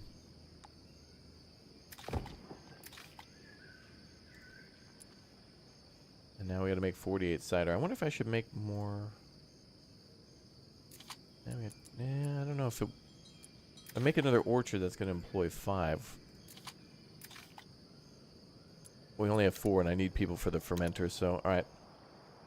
That was a smooth segue, thank you.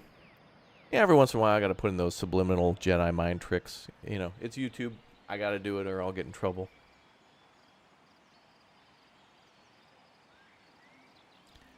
You're away from the TV for a moment. What did I do again? I don't know. Chat just sees you as a celebrity.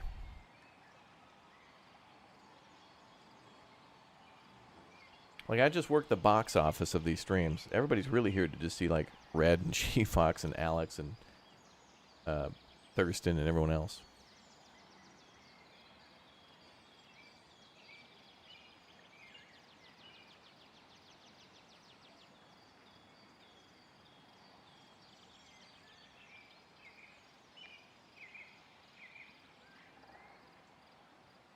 And it does look like... well, I'll mention that later.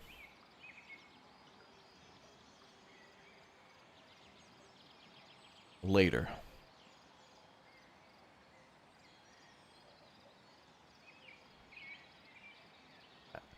I hope there's a difference in the variety of these homes in the future. I could really just use seeing a house in a different position.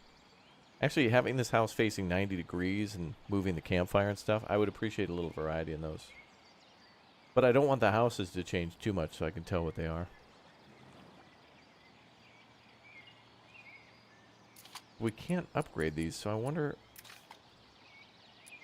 Okay, so these are tier-based buildings. So everything in the farmer tab is required for farmers and their happiness. But arguably, I would imagine that a laborer would probably take apples too until we start making other food for them.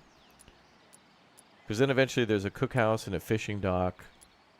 So like in order to feed them and get them up to the next level, we just have to... I don't know, we'll see.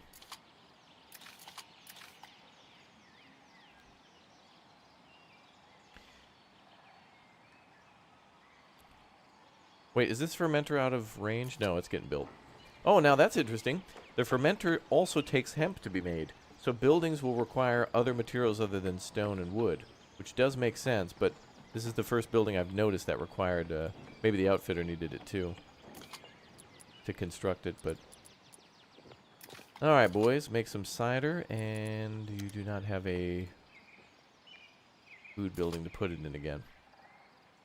Silly me. Well, you know what? If we're going to build more farms, I probably would build them up here, so it would be okay to... As we've learned, the food storage buildings work as teleporters, so... We can just simply build storage.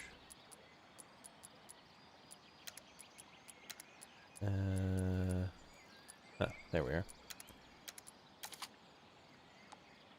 So if I build one here, we can build farm fields all around. But maybe I want to build it out. Yeah.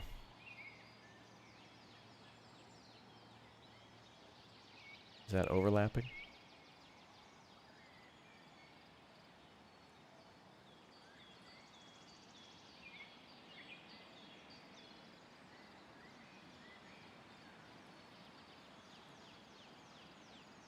There. This will be perfect spot far away from more farm fields. We may have flax eventually, which is interesting because they're making clothing out of hemp, but you can make clothing out of flax, but I don't know what that'll be used for yet. You'd think flax would be a little... oh, maybe that is eventually something the farmers will grow, but for the laborers. Maybe they want flax clothing. But that means that we'll need a tailor rather than a outfitter. That's probably what that is. Oh, no. Oh, and then, of course, we need a resource building over here, too. Seems like a lot of your space is used for... like, I gotta build a resource building here just to build that building. I guess I'll have to build this here to build this and then delete this. But then if we're gonna build the other... If we build like another fermenter over here, we're gonna need this, too. A lot of redundancy. Not bad, it's just different. But I wish someone could bring a cart over here, so I didn't have to build that. Idea, what idea? But interestingly enough, the primitive stockpile could just be built anywhere out of nowhere, and then magically stone, logs, and planks and other stuff are brought over.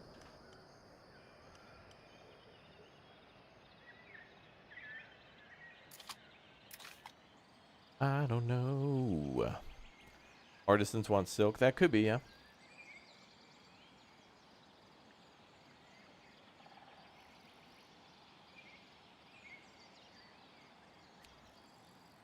There might be resources that we can only trade for. Act 1.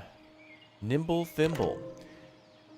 Chancellor Declan brings you news of a promising development at the Outfitters. A talented seamstress has discovered a new stitch that could greatly increase productivity. This is quite an exceptional discovery, Your Highness.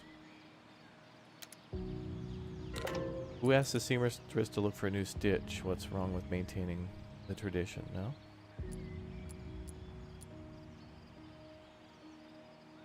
Oh, how much time was given to such a discovery? Sure, let's ask. Word has it that the seamstress spent a full shift on the development. They spent an entire day trying to solve a non-issue. We have no time for this. If the stitch truly speeds up production, time was truly not wasted. I agree with that. Have her killed. But take her method.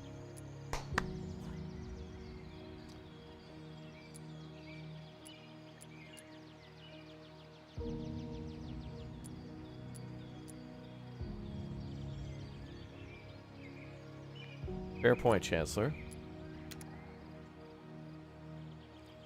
If the new stitch truly does outpace the current one, perhaps we should give it a try. The new stitch can be taught throughout the kingdom. Our seamsters will be more efficient for generations to come.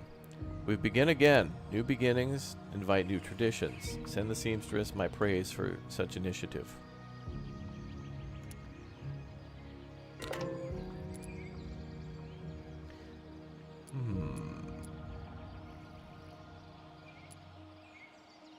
Let us move ahead with the new stitch. 5% increase to production from the outfitter. Nice.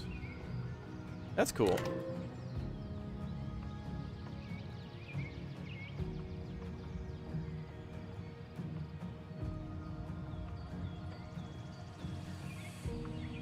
And it looks like apple supplies are going down, so we're definitely going to need to build more farms. So one of these farms can probably be for the fermenter, and one can be for additional food production, but we'll figure that out.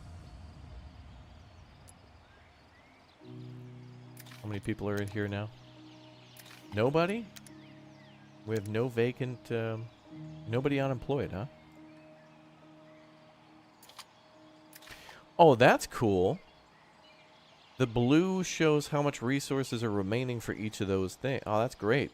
That indicates, without having to click on the building, how many resources remain. You can just adjust the slider, of course, but... Eventually we will run out of stone unless we can build a quarry, but that's just starter day one surface stone.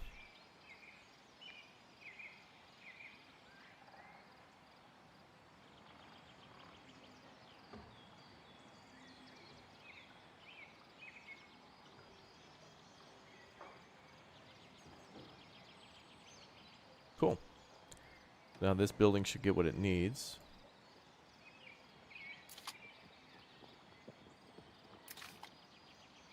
And we need employees. Alright, let's reduce the number of employees here to 2. And 2. And 3. I guess they'll work here in a minute. So what does max mean? Wait. The fermenter already has 40 cider in storage.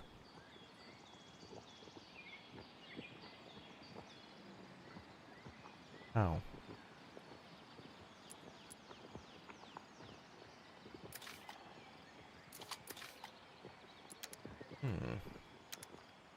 Let's reduce the number of people at the outfitter. Okay, all right, we gotta do some cuts.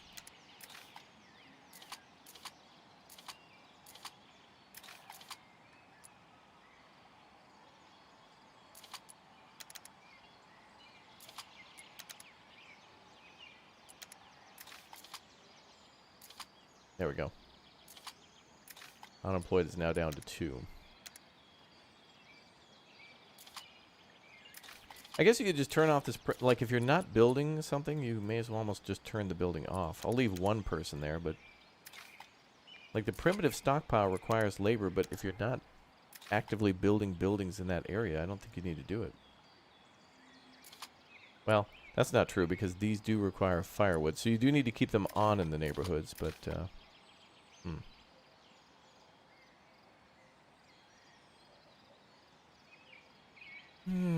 You're having a day's double? Nice, man. I haven't really had a fast food burger in a while. It might be time, but if I'm going to do that, I may as well go all in. Like 5 Guys. Burger. Burger. Understanding production. The top right of your pane displays the health and happiness information when selected in production building, as it does with people in homes. Production buildings, like residential buildings, can take damage from enemy attacks and are prone to fires. Be sure to keep a watchful eye on the statuses of these structures. To continue, just select the fermenter you just built. Production section displays the building's possible outputs as tabs. When the options is selected, details are displayed below. Represented here are the equal resources to produce the chosen materials, the current progress of production, and the ability to pause production. Additionally, a button to quickly take you to an item statistics pane is provided on the left. Problems with production are displayed in this area when you lack resources or otherwise unable to produce goods. The amount of employed citizens in a building will directly impact its production rate and output. To adjust the amount of employees, simply press plus and minus buttons on either side of the employed citizens icons. You can increase worker count in the jobs menu.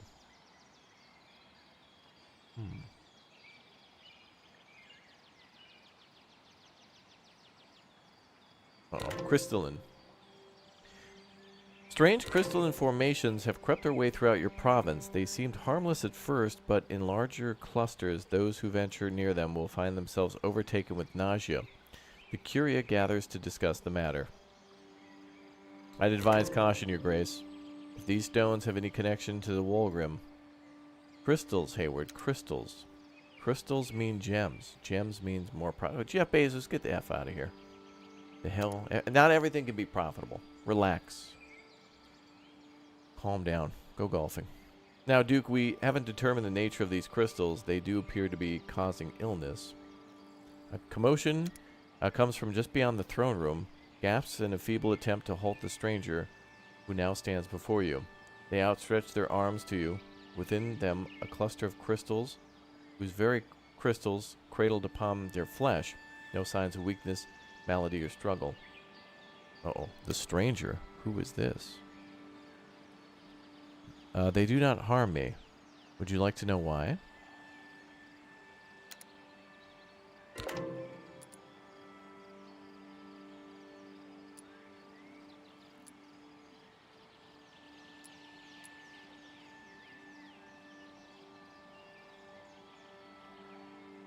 Who are you that you can gently cradle such stones within your arms? I am one who's walked these lands far longer than any who vie for them now, but that is of little consequence. What matters are these, and how you use them. The strangers place the crystals upon the floor before you, slowly reaching into their cloak to withdraw some parchment. With this, your stores can withstand the crystal's power. In time, you'll see their full potential. You accept the parchment and uncoil it. Etched upon the page is a recipe, a special oil that would preserve the crystals while suppressing their volatile nature.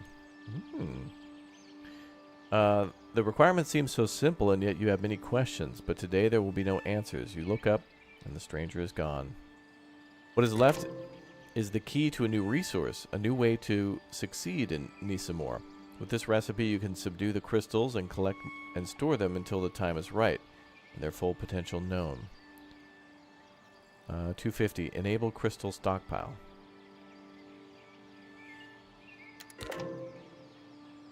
The amount of employed citizens at a building will directly impact the production rate.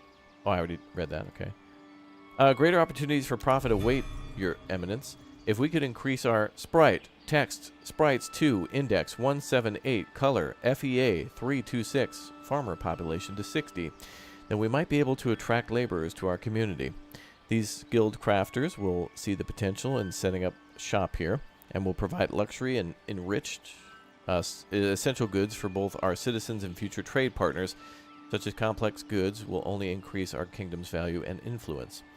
Additional information: as your population grows and evolves, be sure to watch over your stockpile and food stores to build additional farms and production buildings as needed. Plan ahead to avoid potential disasters and rise could storage, a resource storage, or low levels of happiness. Consult your doctor. Okay, reach 60 farmers. Damn, bro, we went from 40 to 40. Only, and all that time, even with the bonus, we went from 40 to 48. That was it? Bruh. And there's only a day remaining on that. I mean, I don't know what else to do. Where do I see luxury goods? Oh, requires 50. Oh, luxury goods don't unlock until we hit 50. So we got to get to 50 first, and then that'll probably help us to get to 60 faster. So with 2 more farmers, then luxury goods unlock, then they'll buy the fermenter, the cider from the fermenter. You reading that coding error just made my day. It's okay. Game's in, made me laugh. Like, what can I say? It's a glitch, but if it makes you go tee-hee, then I'm all for it.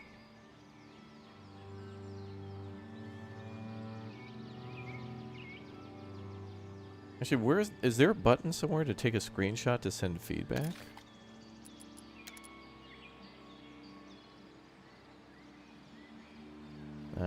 I don't know if it would have taken a screenshot. That would have been hard to explain. If I just took a screenshot of that and just said lol. That would have at least been better than me writing a rambling email. Dearest game maker, I hope this email finds you. And they would have fallen asleep by then. Wait, I can make an apple. Oh, wait. Can you make an apple farm any size? Oh, okay. So you can make a long field or a square field. It depends on the number of squares that you've occupied. Okay. Well, that's Q. Apples are going down. If we're getting more people, we're clearly going to need more apples. Appletizers.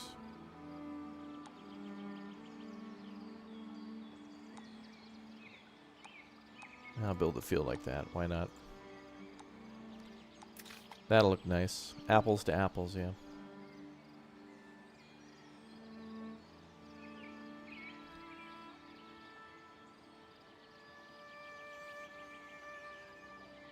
Standing by.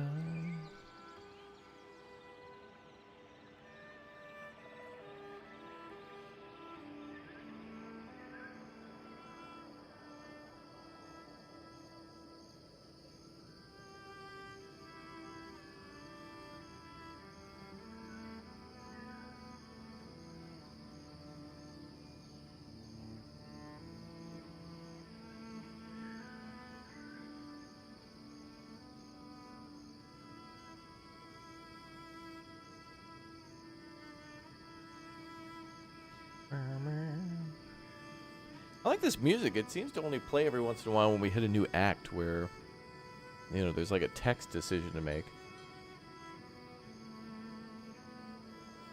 I hope that's something they change in the future. I wouldn't mind just constant... This violin in the background like this is very nice. Like just a constant little... Just something in the background. Alright, so this produces 20, 24. Okay, that's fine. Oh! A Wygram Surge.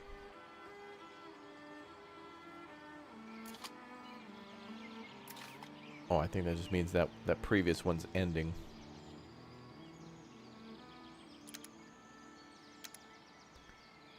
Now we're down to 70 apples. There we go, we're going up to 90.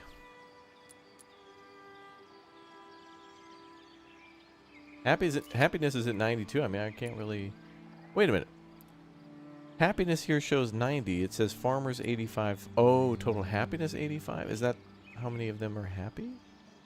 No, we have 48. Right. Oh, now it updated to say total happiness 90. Okay.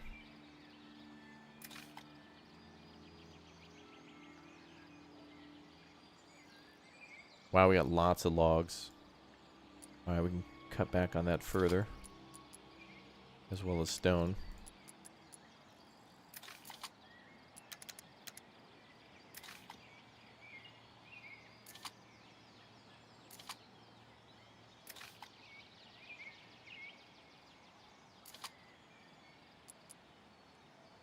Oh, I should maybe put a well there. Well, they go to the market to get water. So they're going to this market to get water. That's not even that far. They just go around the corner.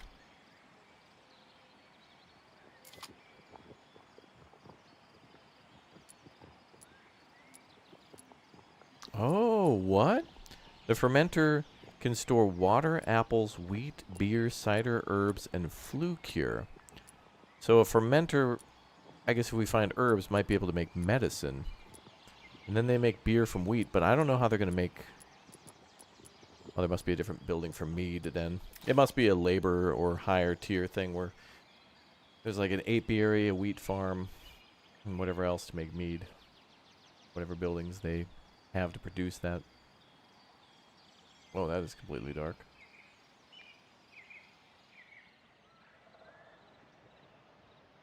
We're on the fastest she goes, baby. Mm-hmm.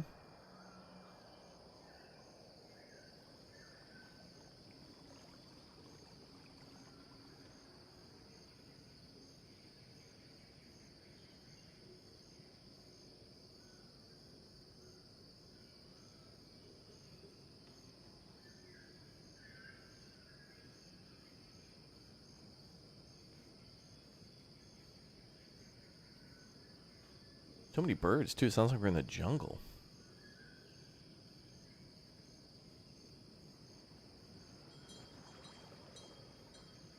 We're still at 48 population.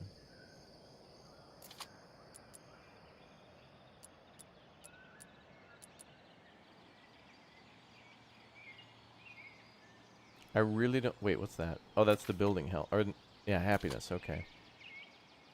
I really don't think there's anything else I can do to boost immigration. I could send out like some... Could we send out like a spam email? People love those, right? Or maybe the thing you guys love the most, we'll just make it into a YouTube ad. Come on down to whatever, unskippable 2 hour and 45 minute ad for a 17-minute video.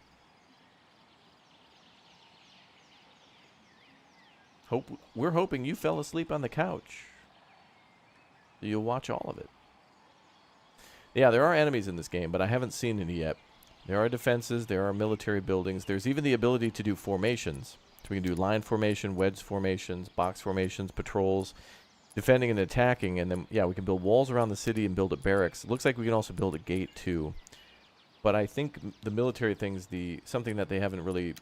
They're going to be finishing with that. I think there'll probably be more things like towers. Maybe we'll see siege weapons. There is the ability to invade thy neighbor. So, I mean, you know, as you zoom out from your city, there's the whole ability to go to other cities and settle them here, too. So we can build other settlements. We can build other... I wonder if there's crystals anywhere. Or if we'll see more crystals spread as we look around. But looks like we can take over different... These are called provinces, so we can take over each province. And then these smaller settlement things, too, for specialized resources, I think.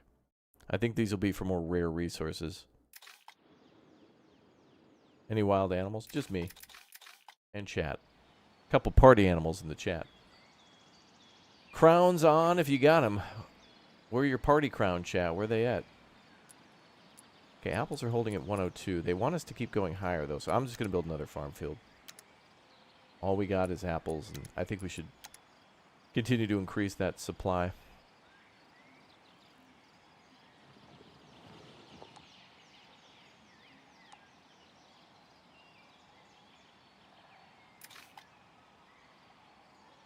We'll build a little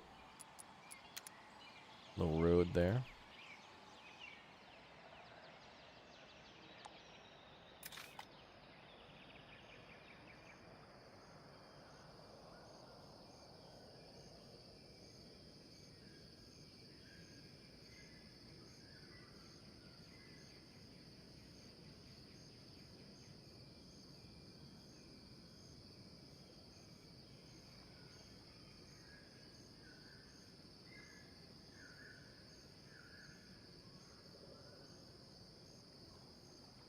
Bum, bum, bum, bum, bum, bum, bum.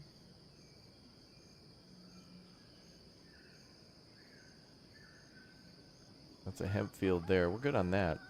Not a single farmer has moved in.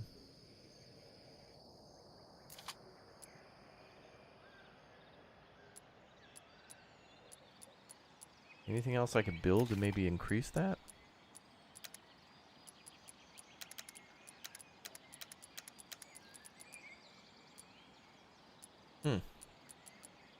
I think this whole Act 1 of this game, too, is just getting through the farming tier.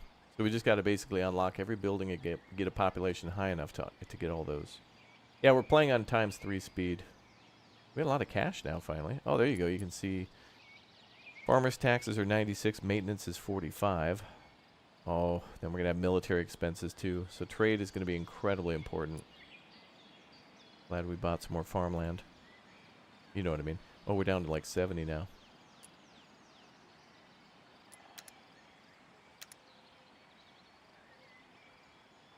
We could cut back on the cider, but... Oof.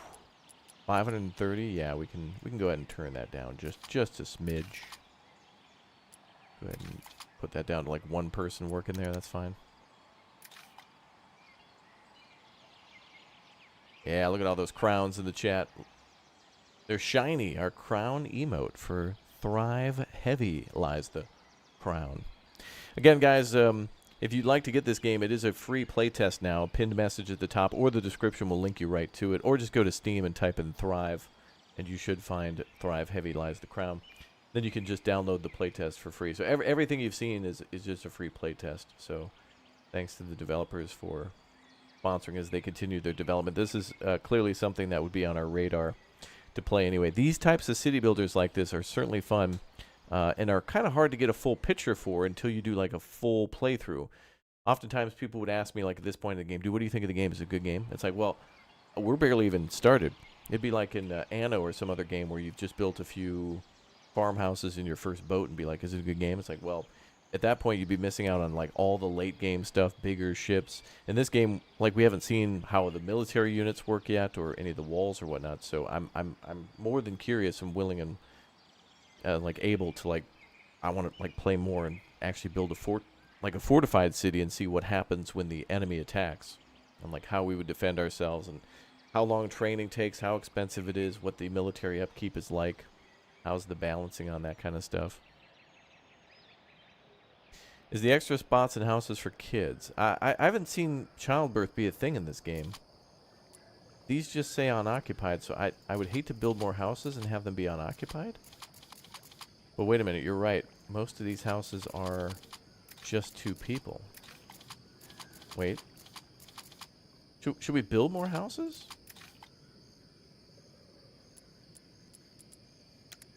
That'd be so weird.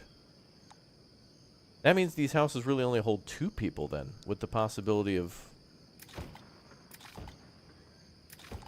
you know, 4 for children. Maybe you're right, but they didn't mention anything about childbirth or... These are all just bros. Jeremy and Quinn, I mean, try as they might, that ain't gonna make a baby. Christopher and Sebastian. Dude, it's just Chadberg. Oh, there we go. Lily and Rocky are living together. Nice. A flower and a stone. How lovely. Very romantic. All right, let's build some new houses and see what happens. I'm not sure about that. Oh, good. We got lots of apples again. Maybe food abundance is a thing, too. But, yeah, I don't see a single house that has 3 people living in it.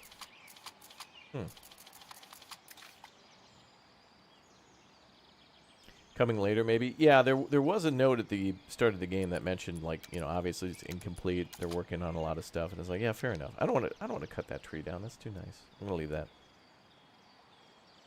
I would like the option for custom trees, though. You know, to be able to plop down a tree and use it as decor. Alright, we're going to build a whole new neighborhood, an extension onto suburbia.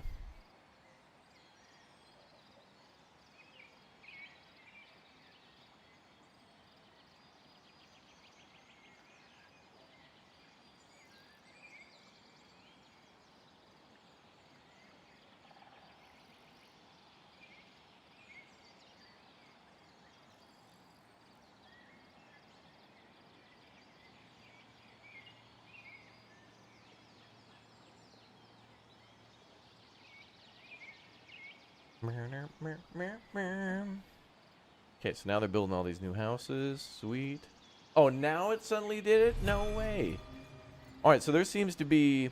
So one of the things I would provide for feedback at this point, though, then, is that, again, going back to what I mentioned about subtle nuances in some of those numbers, some of the jobs say, like, employs 2 farmers, but it clearly shows 3.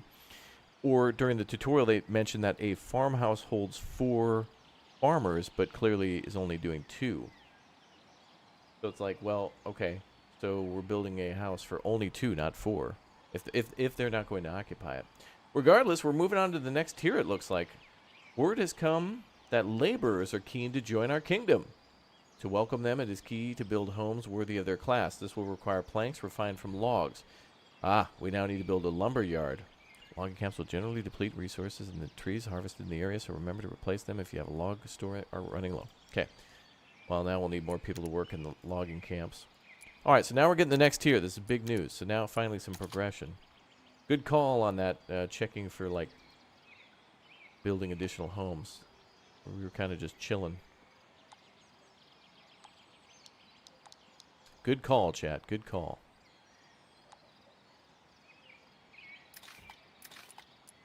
Takes all kinds. Did I hear a bear? Maybe that's just wood creaking. Sometimes it's hard to tell.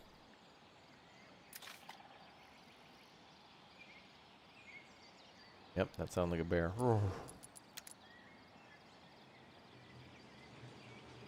Okay, we're going to build the lumber yard and then build 64 planks, and then we should be able to start building the next tier for them. Also, additional farmers is probably good because we'll need more food, and they'll be the ones making flax, herbs, and hemp, and the laborers are probably going to want some of that stuff.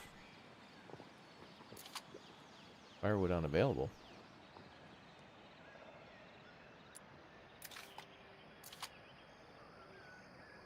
Yeah, we need more workers in there.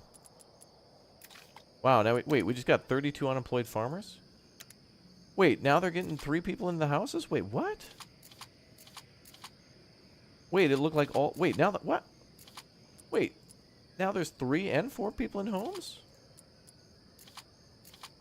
Did people only move in like a designated time? Wait, joined your colony. Dash. Well, they won't because we don't have any houses for them.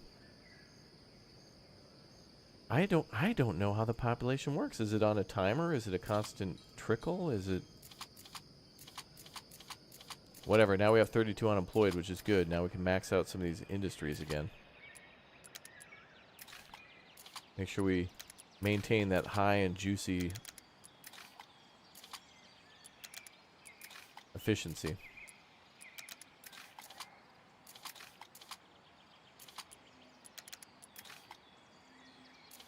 That was weird. They also want clothing there. Well, that person wants clothing. Don't we have tons of clothes? Hemp clothing, 726. You gotta go to the market, bro.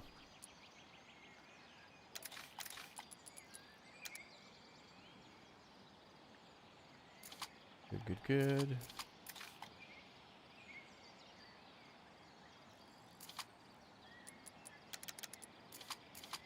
Oh, God, not good. We got a building fire, y'all. Oh, boy.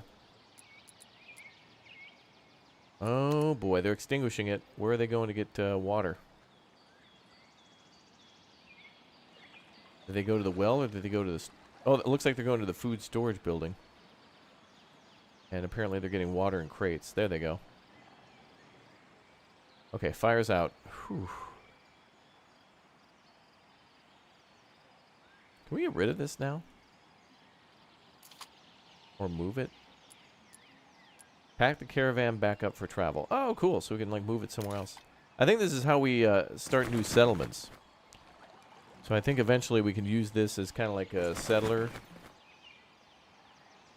From, like, Civ in order to do that. I think I'll just plop this over here for now.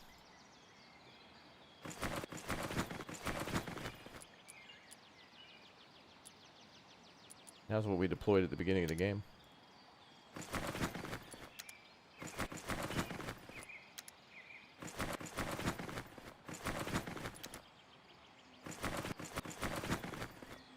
Well, let's keep people working in the logging industry. Stones too. Okay.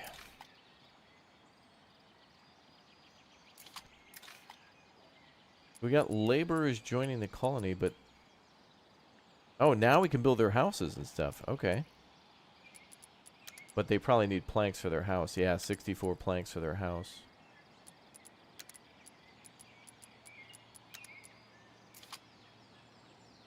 Now they're working on that. Let's see... Replace that with planks. Which is not on the list. So the only way to see planks that are available, we have to click on the warehouse. 4. And each building takes a little bit more than that. 64 per building? Man, we might need to build another lumberyard.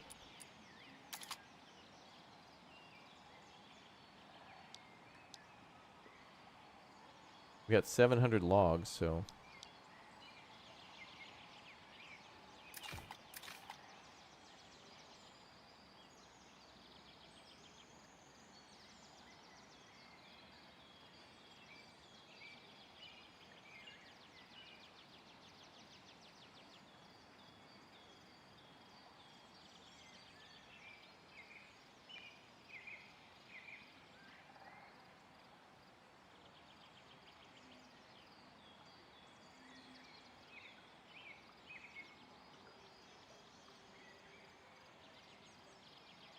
Cool.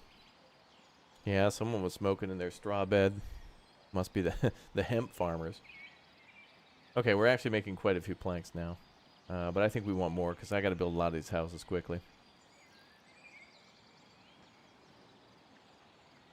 Guess we'll build the laborers here. Next to the new Equinox housing development. This one's called Lakeside Ridge. But, you know, you got to give them fancy names. This will be Lakeside Park Ridge, Park Drive, Park Homes. Estates. All right, now that we have enough planks, we can begin to raise up the labor houses. Laborers. 4 laborers. Let's start with 5. They also need a place to unwind, so we should construct a tavern. That's also going to take planks. Where they can commune after a long day's work. Both the laborer house and the tavern are found in the build menu for the laborers. Okay.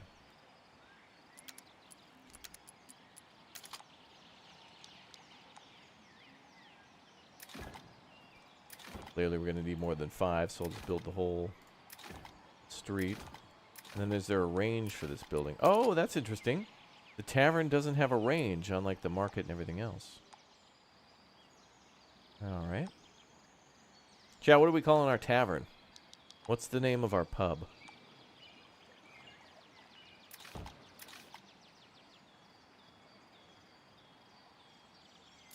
Wow, each of those houses does take 64 planks. That's crazy.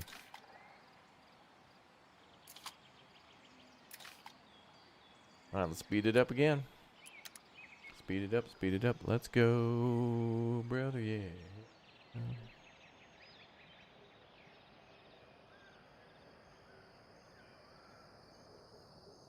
Now this stuff's about to fill up again, too. We're at 83.4% for the Walgrim. So that'll be interesting.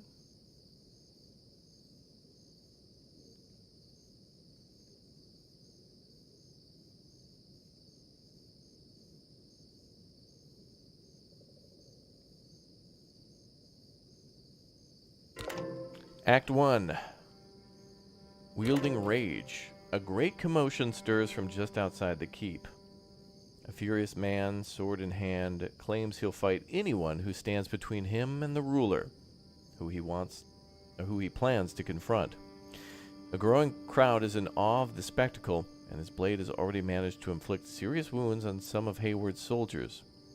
The Duke and the Chancellor each believe they know how best to handle such violence. One favors punishment, the other compassion.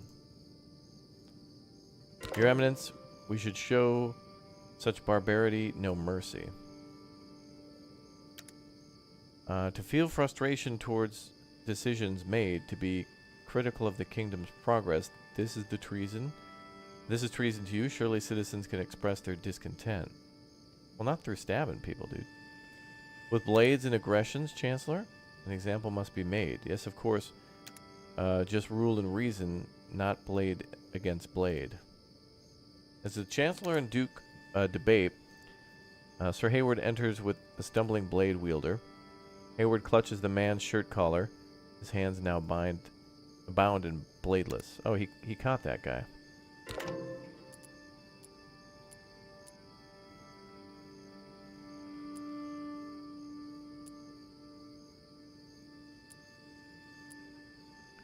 Chancellor is correct. Our people must know that their voices matter. Does that mean we're going to build a courthouse? This would be a good opportunity to...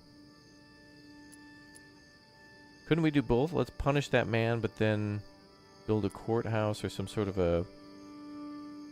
Actually, let's just have that guy go... cut down all the trees. You got to cut down every tree. I kind of want to make a couple of decisions here. Like, let's build a courthouse, also put that man in jail. But this seems like we might be able to build something. Take this man to the cell for the time. He might find calm and reflection. Once you've found that, I'll gladly hear out your concerns. The former blade wielder grumbles as Hayward escorts him away, but his temper seems to have lessened. The Chancellor was wise to recommend this course of action. Plus 50 happiness. Whoa, okay, well that means a lot of people are going to move in, I hope. Oh, happiness just plummeted too, because probably the new people moving in. We've got all these Apparently we have laborers living here. Oh wait, now it just went up to okay. Went from 50 to 78 to... What's happening? They have firewood. They have all these things. Any new edicts? Let's have a festival.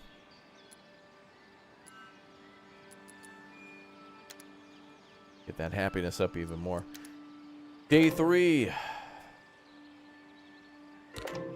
Okay. The envoy. An envoy arrives with the kingdom called... Oh, we're going to start trading and doing diplomacy with other kingdoms. Called Remaxia. He proclaims them rulers of all of Nisamor. Uh-oh, we're at war. Ardent defenders of its customs and creatures for centuries. They proclaim that as outsiders, your kingdom must pay an annual tribute of 10% of your earnings are now theirs. You request that the envoy wait outside the throne room, that you might confer with your curia. They ask much of us. They have no right. We've worked hard to get here. Stocked our claim. This land is ours now. Surely we must consider the request, Your Majesty. We are the trespassers here. True. Our intentions are good, but they do not know us. Agreeing to this will allow a dialogue between us. Whether we pay them or not, the situation remains less than ideal. Still, I would exercise caution, Your Highness. What little funds we have, we need to secure and grow our kingdom. Maybe unwise to indebt ourselves to these people.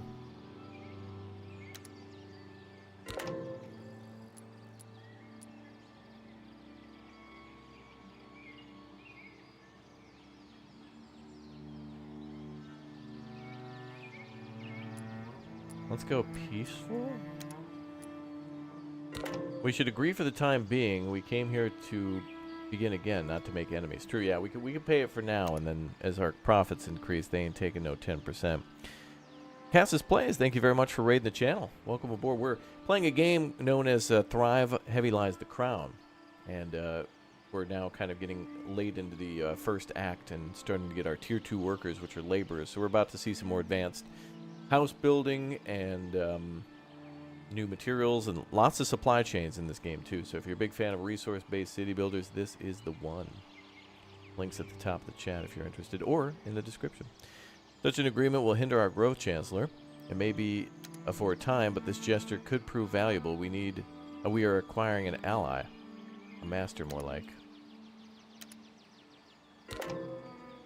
All right, we'll concede for the moment, but we can always go to war later. So where the hell are these guys?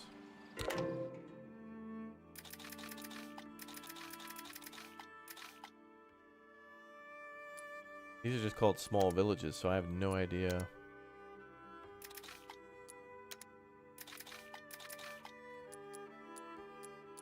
I'm looking for like a color, I don't know. Just generic NPC city that you can't see. Okay. Alright, let's build our stuff. Got a lot of stuff to build. 27 unemployed. Well, that'll change once we get the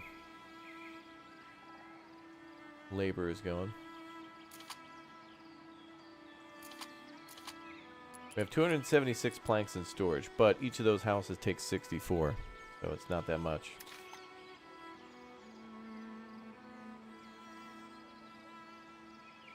But we should see everybody building stuff. We got logs, and do we have stone? Yeah, 600, yep.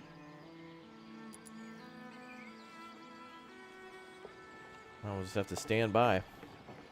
Also, can we assign builders yet?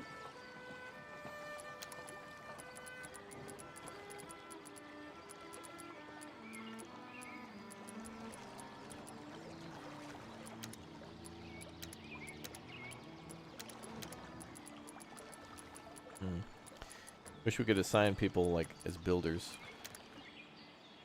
That way there's always dedicated folks to just snap right into action. Snap, crackle, and pop. Which is Minnesotan for soda.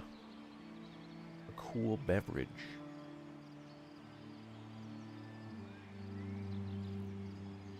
beverage.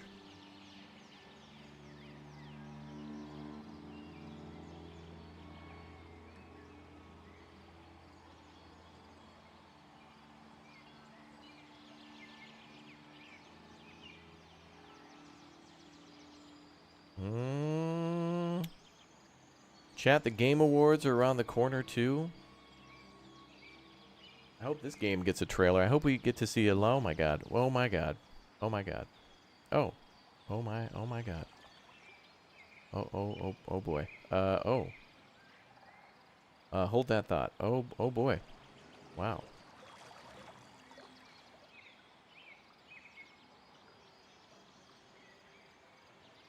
Wow. Can we build a fire department? Oh, there's a stable we can build. Pork ranch. This game lets you build a lot of stuff. Wait.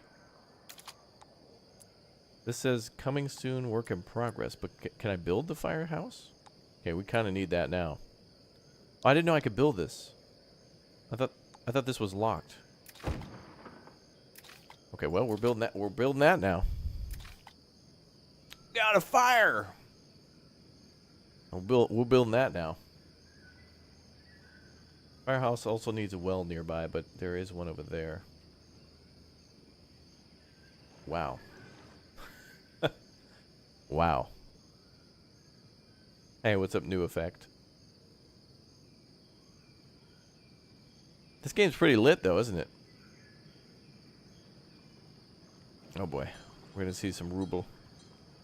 Some rebel. Oh, cider is a little low. That could affect happiness too. Get people back on that. Might need to build a second fermenter then.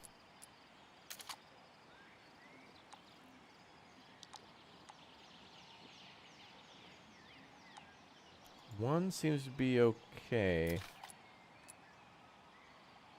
I guess maybe our fire department is maybe more for prevention.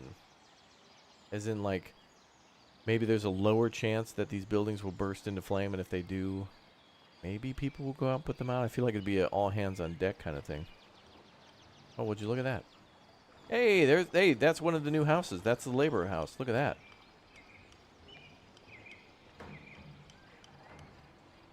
That's nice.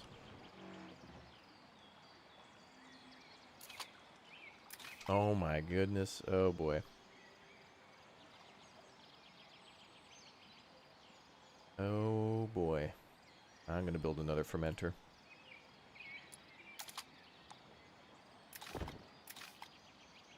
We got a lot to build now.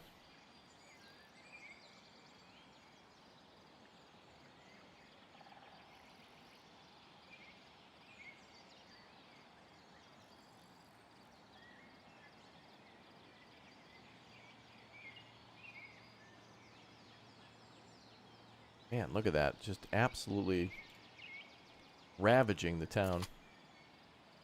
Douses nearby fires using fire carts. This is work in progress coming soon, so I hope it's not like a building we can't build. We were able to place it, but I hope it actually functions. Somebody left the dino nuggies too long in the oven. Who was it, chat? Oh, I think that orange bar, is that them putting out the fire, and then the blue is the house integrity?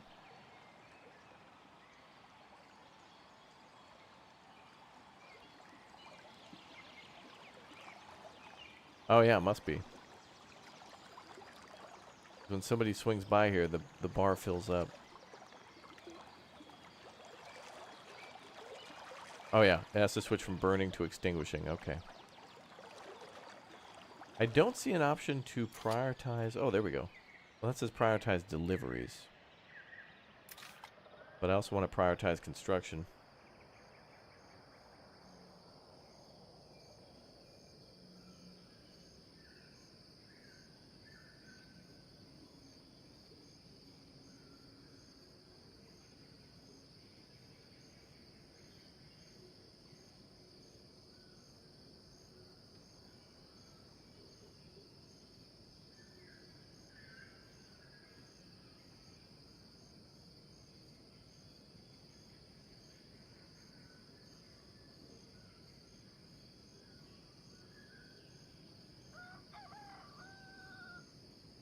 That's chicken.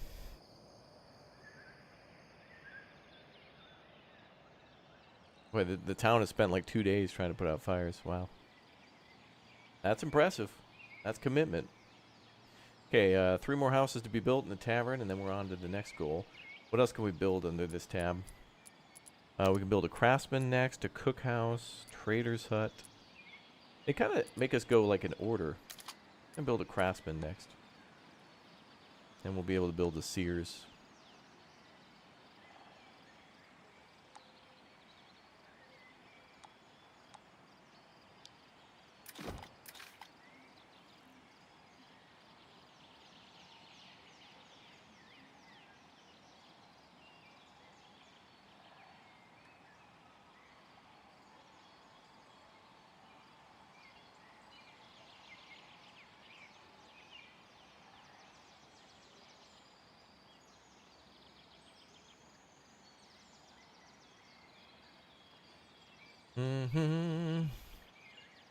Oh yeah, let's check out the laborer house. Oh, there can be 5 people living there, but of course, they all want their own individual home.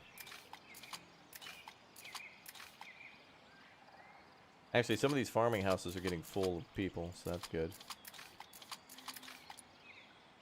And we have 40 unemployed, which sounds like a lot, but the moment we build like a flax field and a hemp another hemp, whatever else we need, plus the production building for it, it takes a lot to do that.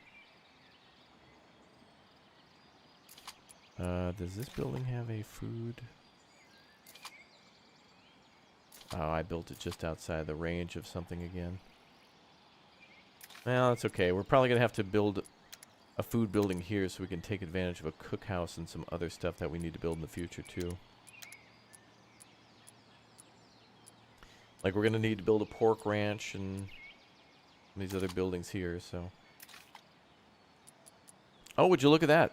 The stable provides ample space for ranchers to raise horses, which are required for caravans and cavalry units. So we can get mounted horses.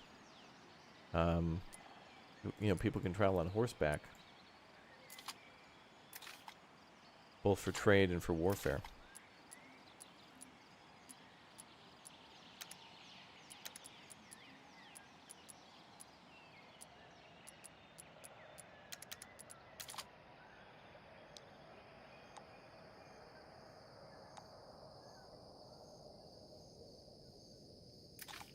Build that. There's a little overlap. Then we can build some more cookhouses and stuff around.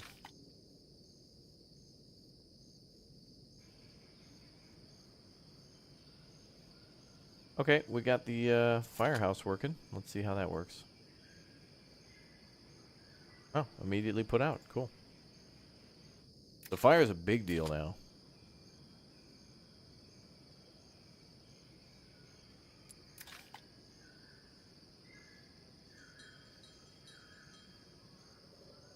So now all we can do is just wait for all these houses to be constructed.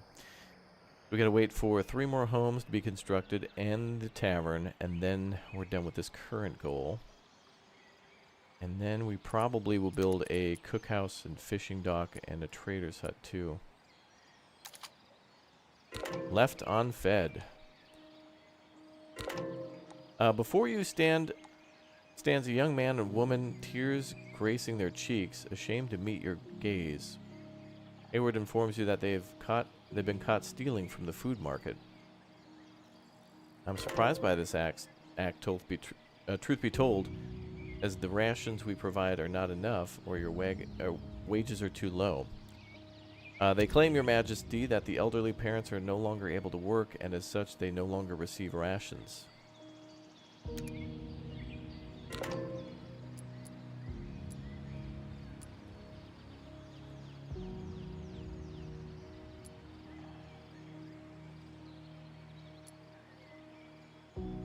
Act of desperation could be forgiven once, but only once. Surely perhaps their household has been overlooked. Yes, perhaps. Perhaps I've made a mistake. I'll ask the Chancellor to look into it. Good. In the meantime, let us show compassion to these children, grown only concerned for their parents' well-being. Plus 30 happiness because of that. Alright, good. Well, that's awesome. We're making people happy, and that's... Oh, whoa, happiness went up to like 140? Oh, I thought max was 100. I guess it must be 200 because then it turns blue. Holy crap. Alright, that's good. That means we're going to fill up the houses faster. Let's go. Alright. Yes, Brian, you can find that on the channel. That is also on the channel as of yesterday.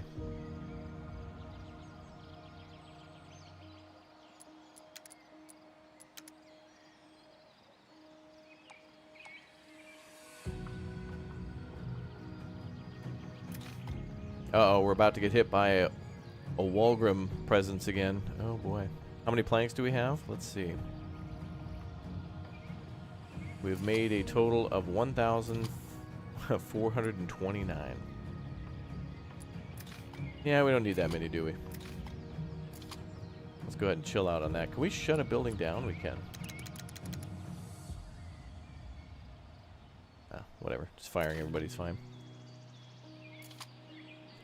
Okay, so we need a food store to be built so we can make another fermenter. That'll increase the amount of cider that we have. 4 laborers' houses have been built now. Let's prioritize the food store so we can keep making cider. Actually, let's make the tavern.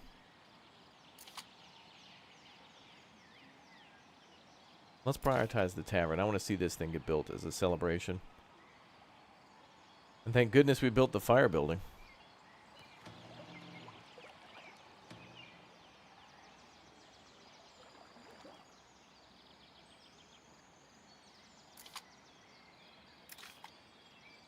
I think I'm going to call my tavern the Dusty Sombrero.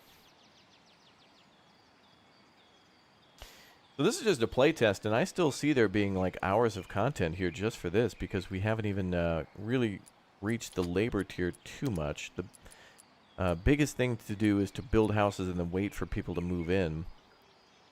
But aside from that,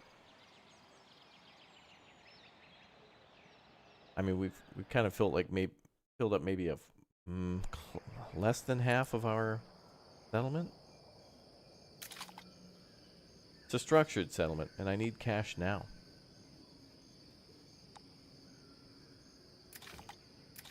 Uh-oh. I shouldn't have said that.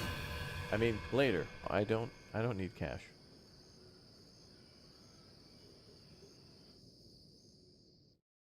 Uh-oh. That purple kush is passing through town.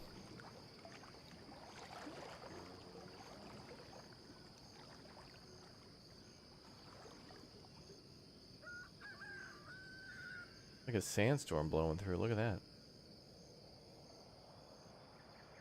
What happened?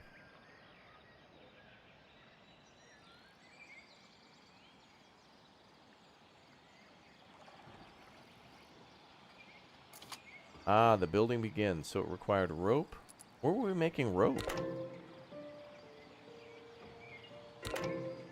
1 month has passed since the scout was sent out. The scout reports with a willing farmer and his kin happily devote themselves to your new kingdom. The farmers eagerly welcome his expertise. Ah, fantastic. So there's a result finally on our farming. So now we're going to hopefully make better farms. Very nice.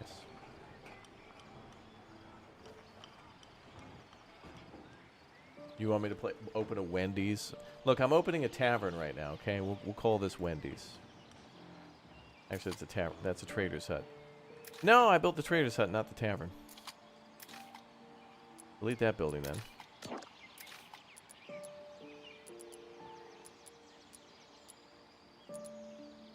There's the tavern. That's all right, we'll build it over here.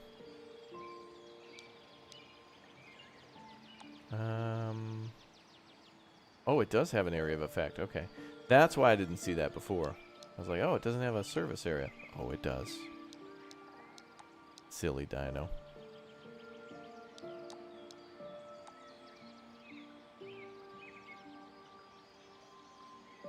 Now we'll build it like here.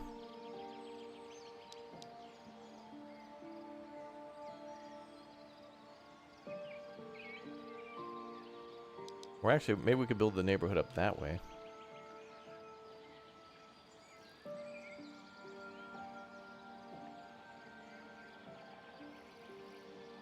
There we go. Very nice.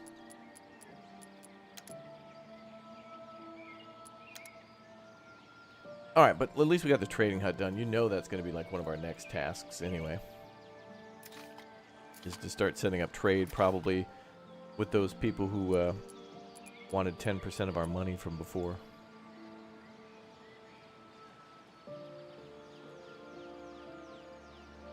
Let's make that a priority. Your people gather here to swap stories, sing and dance and socialize, and generally have a great time. Generates happiness amongst farmers and laborers. Oh, okay. So it works for both. So we'll build one there for our new expansion. And what we'll do is we'll build another food store here. And then this will kind of go into half of that. So we'll do 1, 2, 3, and then we'll do a food store there that should go up into the top. Perfect. So we'll do one for the new neighborhood, one for the current neighborhood. And we'll build that next to the old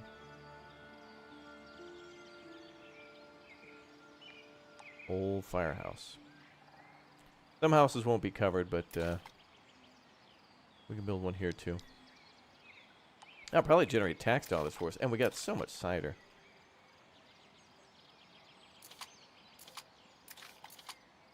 Oh, and the food store's building is going up, so more cider will be produced. There seems to be a great demand for cider. Yeah, Beldar is delivering, that's right. Cool.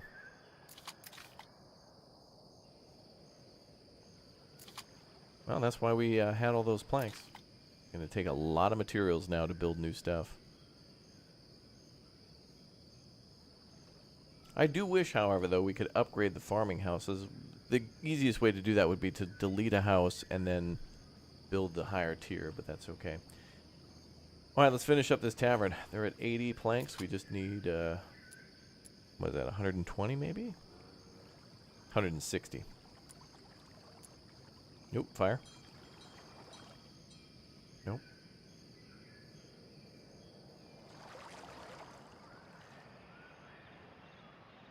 Yeah, we'll be doing that in just a little bit, Holly. I know you guys are excited for what's next on the channel. There will be more of this. Thrive, Heavy Lies the Crown. I've really enjoyed how the buildings and such work here. I think the next time we play, we'll probably do so with the tutorial off and just kind of bulldoze into the next chapters. Although the requirements are the same, where it's like, you know, start from like 20 population and get it up to like, you know, 200 to unlock all the buildings of tier 1. Somewhere around 100 you unlock tier 2, but still tier 1 has things that need to be unlocked. Let's watch the tavern be built. Foundation going in with all the cobblestones. Ooh, look at that, a little patio out back. How nice. More walls going up.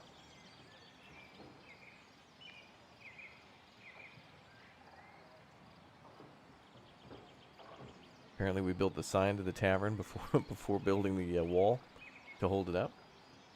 Ah, there it goes. Oh, look at that. It's a keg. Oh, that's great. A mini keg out in front of the sign. Oh, a little campfire to sit around, tables and chairs outside.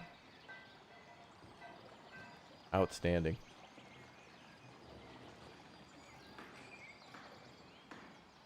Was there any fights? I don't know. We'll see if we get attacked very shortly. Oh, it looks like we're working on that now. Preparing a caravan for expansion. Looks like we're going to deploy a caravan, and it might need to be protected by military units. So if we build a caravan, it might need to be escorted so that way they're not attacked. And look at that, we're already ahead of the game. We already built a craftsman, and we just need to deploy a caravan near a stockpile. There's our trade. We got horses ready to go. So how do I deploy a caravan? Deploy a caravan near a stockpile. We'll have to see about that. Luckily we can save though. And I certainly think we should come back to this one to do more. Oh, that's interesting. It changed to a helmet. This says we've been playing for 4 hours. No. Clocks are broken. Oftentimes on the stream, chat, you guys have been seeing that I've been like streaming something for like 14 hours if you look. Let's go back. Can we go back to the menu? I hope so. Oh, well. Anyway, guys, that is it for our stream of Thrive Heavy Lies the Crown. There she be. You guys can get this game with the link at the top of the chat, in the description, or just go to Steam and type in Thrive to find Thrive Heavy Lies the Crown, and then you can click request access to the playtest, and then you'll basically just be immediately granted access. It's basically like a demo, just a different way to access a demo. So add it to your wish list. We'll definitely be checking this one out more in the future. I do want to see more of what they have to offer, military units, more building of a fortress, and building multiple settlements, both medium and large size, and maybe playing friends, because this game is multiplayer. Regardless, I'm going to send you all to a new video right now premiering on the channel, so if you'd like to watch that next, there's the link to that one in the chat as well, and I'll live redirect you there right now as well. I'll see you all in a little bit for the next Big O stream on the channel. Thanks again for watching, guys. Enjoy, and I hope you thrive when you play Thrive Heavy Lies the Crown.